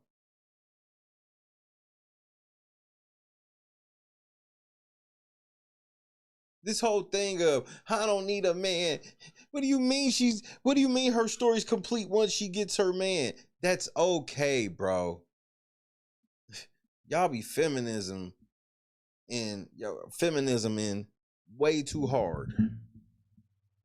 Using some of Tyler Perry's movies, Carey points out multiple tropes in this same vein around how black women should be healed, according to Tyler Perry. The necessity for black women to return home and re-engage with domestic and family service in order to be safe, that their real power is in their position under man and under the church. It's a church audience. That's what they believe in church, fool. Like, what the fuck is wrong with this nigga?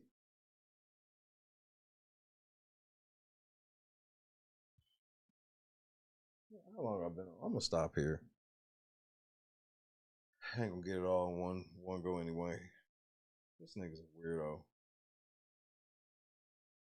whole ass fucking weirdo, I tell you. This woke lefty shit be killing me, bro. Shit is, bro, y'all niggas are exhausting. This nigga's, oh my lord, then this nigga. Shit is exhausting.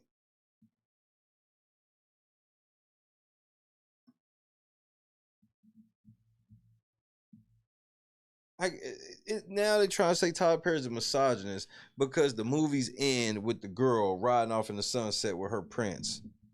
Like she wanted. But we gotta make it. We need to make the movie for that 1% of toxic ass bitches who rather live alone because they can't coexist with anybody. Like, what kind of stupid ass shit are we talking about? It's already unrealistic how they get the man anyway. They be a bitch to the dude the whole fucking movie. And he don't waver. Then they eventually come around. He accepts their kids, whatever the fuck baggage they got. And then they ride off in the sunset. And you complaining because you like, oh, why the fuck does a man have to mean? How come she's incomplete until she gets a man? What the fuck are you talking about?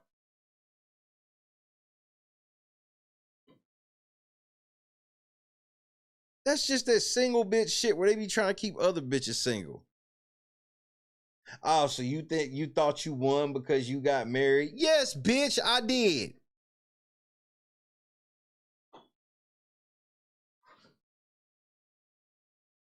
And then like this influencer, apparently this chick that was a really big influencer that was running around telling girls don't get married and you can't get married and never get married. Well, she just got engaged.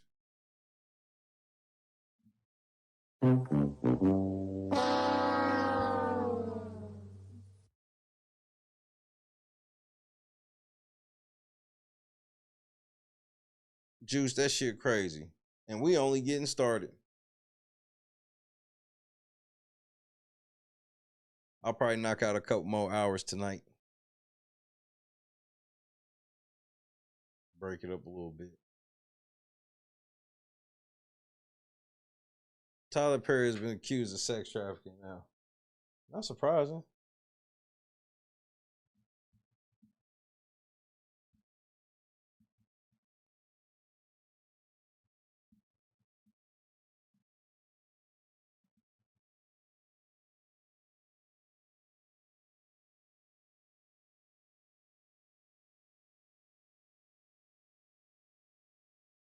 But I guess we'll see. We'll continue this evening.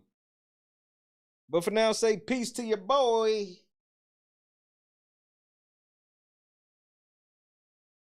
Can we get it to a day?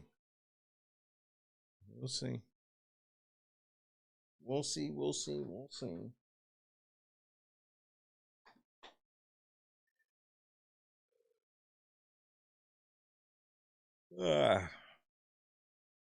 Yawn. Yawn at what time? Fucking 6:30. Yeah. That'd be nice.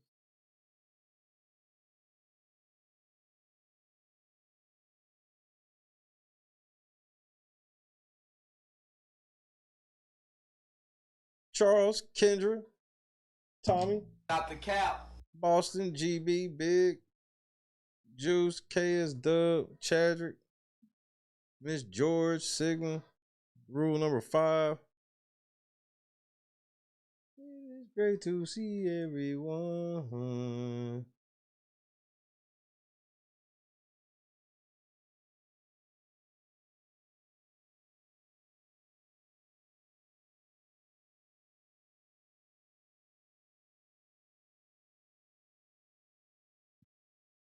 Tracy.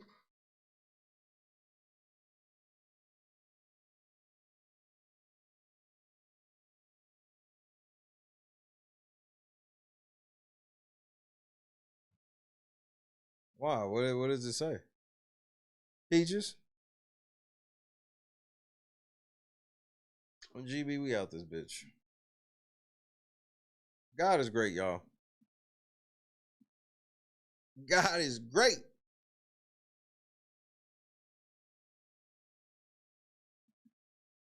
Hiram.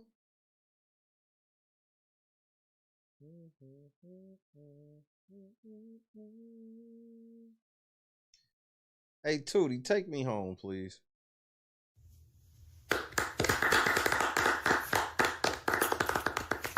I am a millionaire. Oh my God. Yes. A millionaire. But I didn't come to talk about how I'm a millionaire, even though I am a millionaire. Woo! I have a Ferrari, a Lamborghini, a G-Wagon, 6 Teslas, but who cares about all the extremely nice, luxurious cars that I have, that I drove here today? And my houses are gigantic. I have a house in every single country. But that's not the point. The point is, you can have what I have if you believe that you can. I believe I can. You can get rich in 4 easy steps. Step 1, drop out of college. Fuck college. You don't get rich by going to college. You get rich by getting rich. That makes so much sense. Step 2, you can do it. How was that a step? Step 3.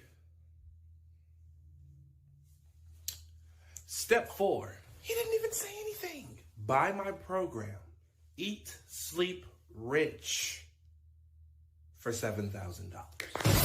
Yes, amazing. I'm gonna buy it. Become your true self. I have it. Financial freedom, success, opportunity. Yeah, not because you need it, because you want it. Ferraris, Tesla, rich, rich, rich. Say his name and he appears. I believe in Joe Hendry. I believe in Joe Hendry. Cause they love him in London and Paris and Tokyo, America, Scotland and Canada and Mexico. They say, I believe in Joe Hendry. I believe in Joe Hendry.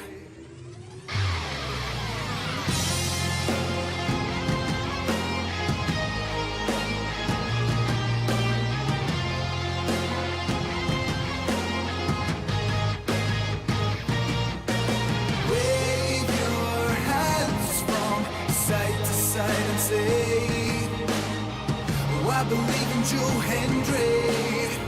Joe Hendry is so prestigious. Wave your hands from side to side and say,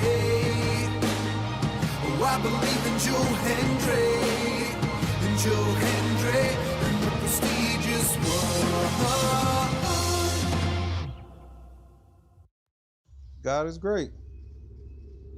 Enjoy your evening.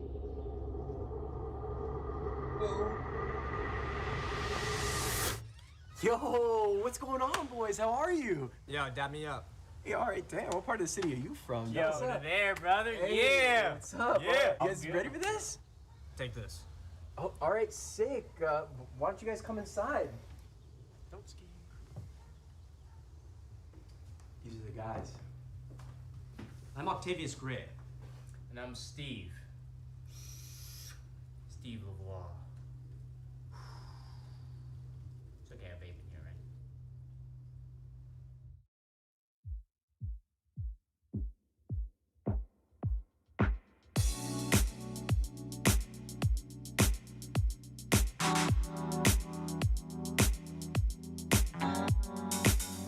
Set the mood right. Pick you up, baby, I'm looking so fly. Sunset rooftop, yeah, that's nice, right? Hop in the G-Class, I know you need that. Heart racing fast like the speed of light. Is this attraction, or is it the moonlight? You want satisfaction, but only for one night. This could be real love, but you've been broken, and I just want you to see. Fire H, bro, please. What I can be for you. What I can be for you. What I can be for you.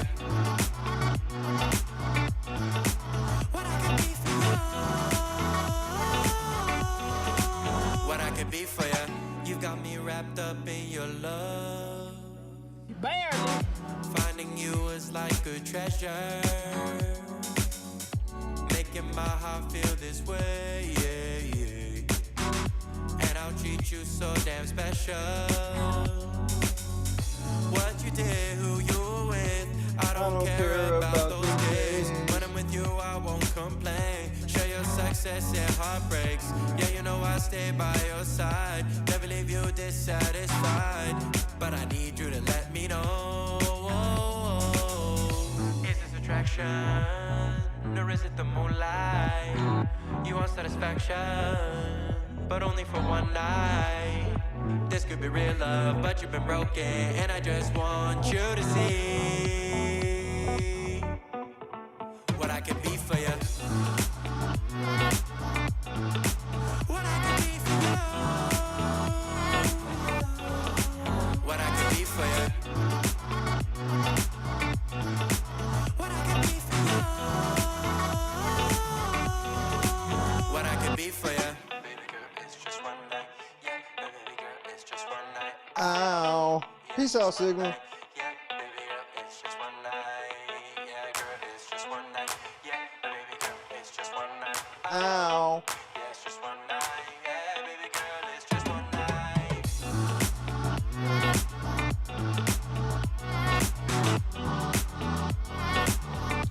Oh, lefty propaganda. Or right-wing propaganda. Which do I dislike the most? Nigga, it's a tie. Crushed it. God is great. Tyler Perry's misogyny. You niggas will tell me anything.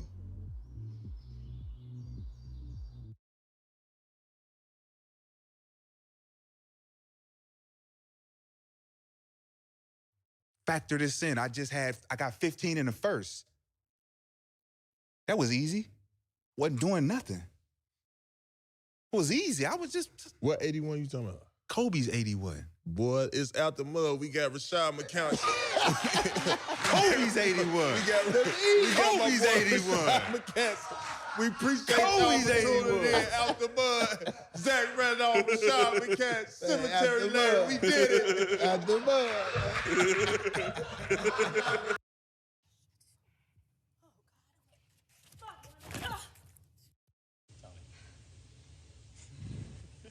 Guys, I gotta go. You got it, I don't Jess. want to hurt myself. You got a pee? It's all right. No, you got it, gotta Jess. go. You gotta go, girl. Let go. It's crazy they do, Kendra. You're okay. Just Yeah. stand I right don't on that understand, booty, but girl. Just you put your you legs out and absolutely roll right. on your booty. Jess, you're amazing. Absolutely You got right. it. You got it. You got it. Turn to the side. Just let go and turn. Like you're laying in bed. Yep. Like you're jumping onto your bed on your side. Just let go and turn to the side. Shut your eyes. You got it, my love. Just turn to the side. You're okay.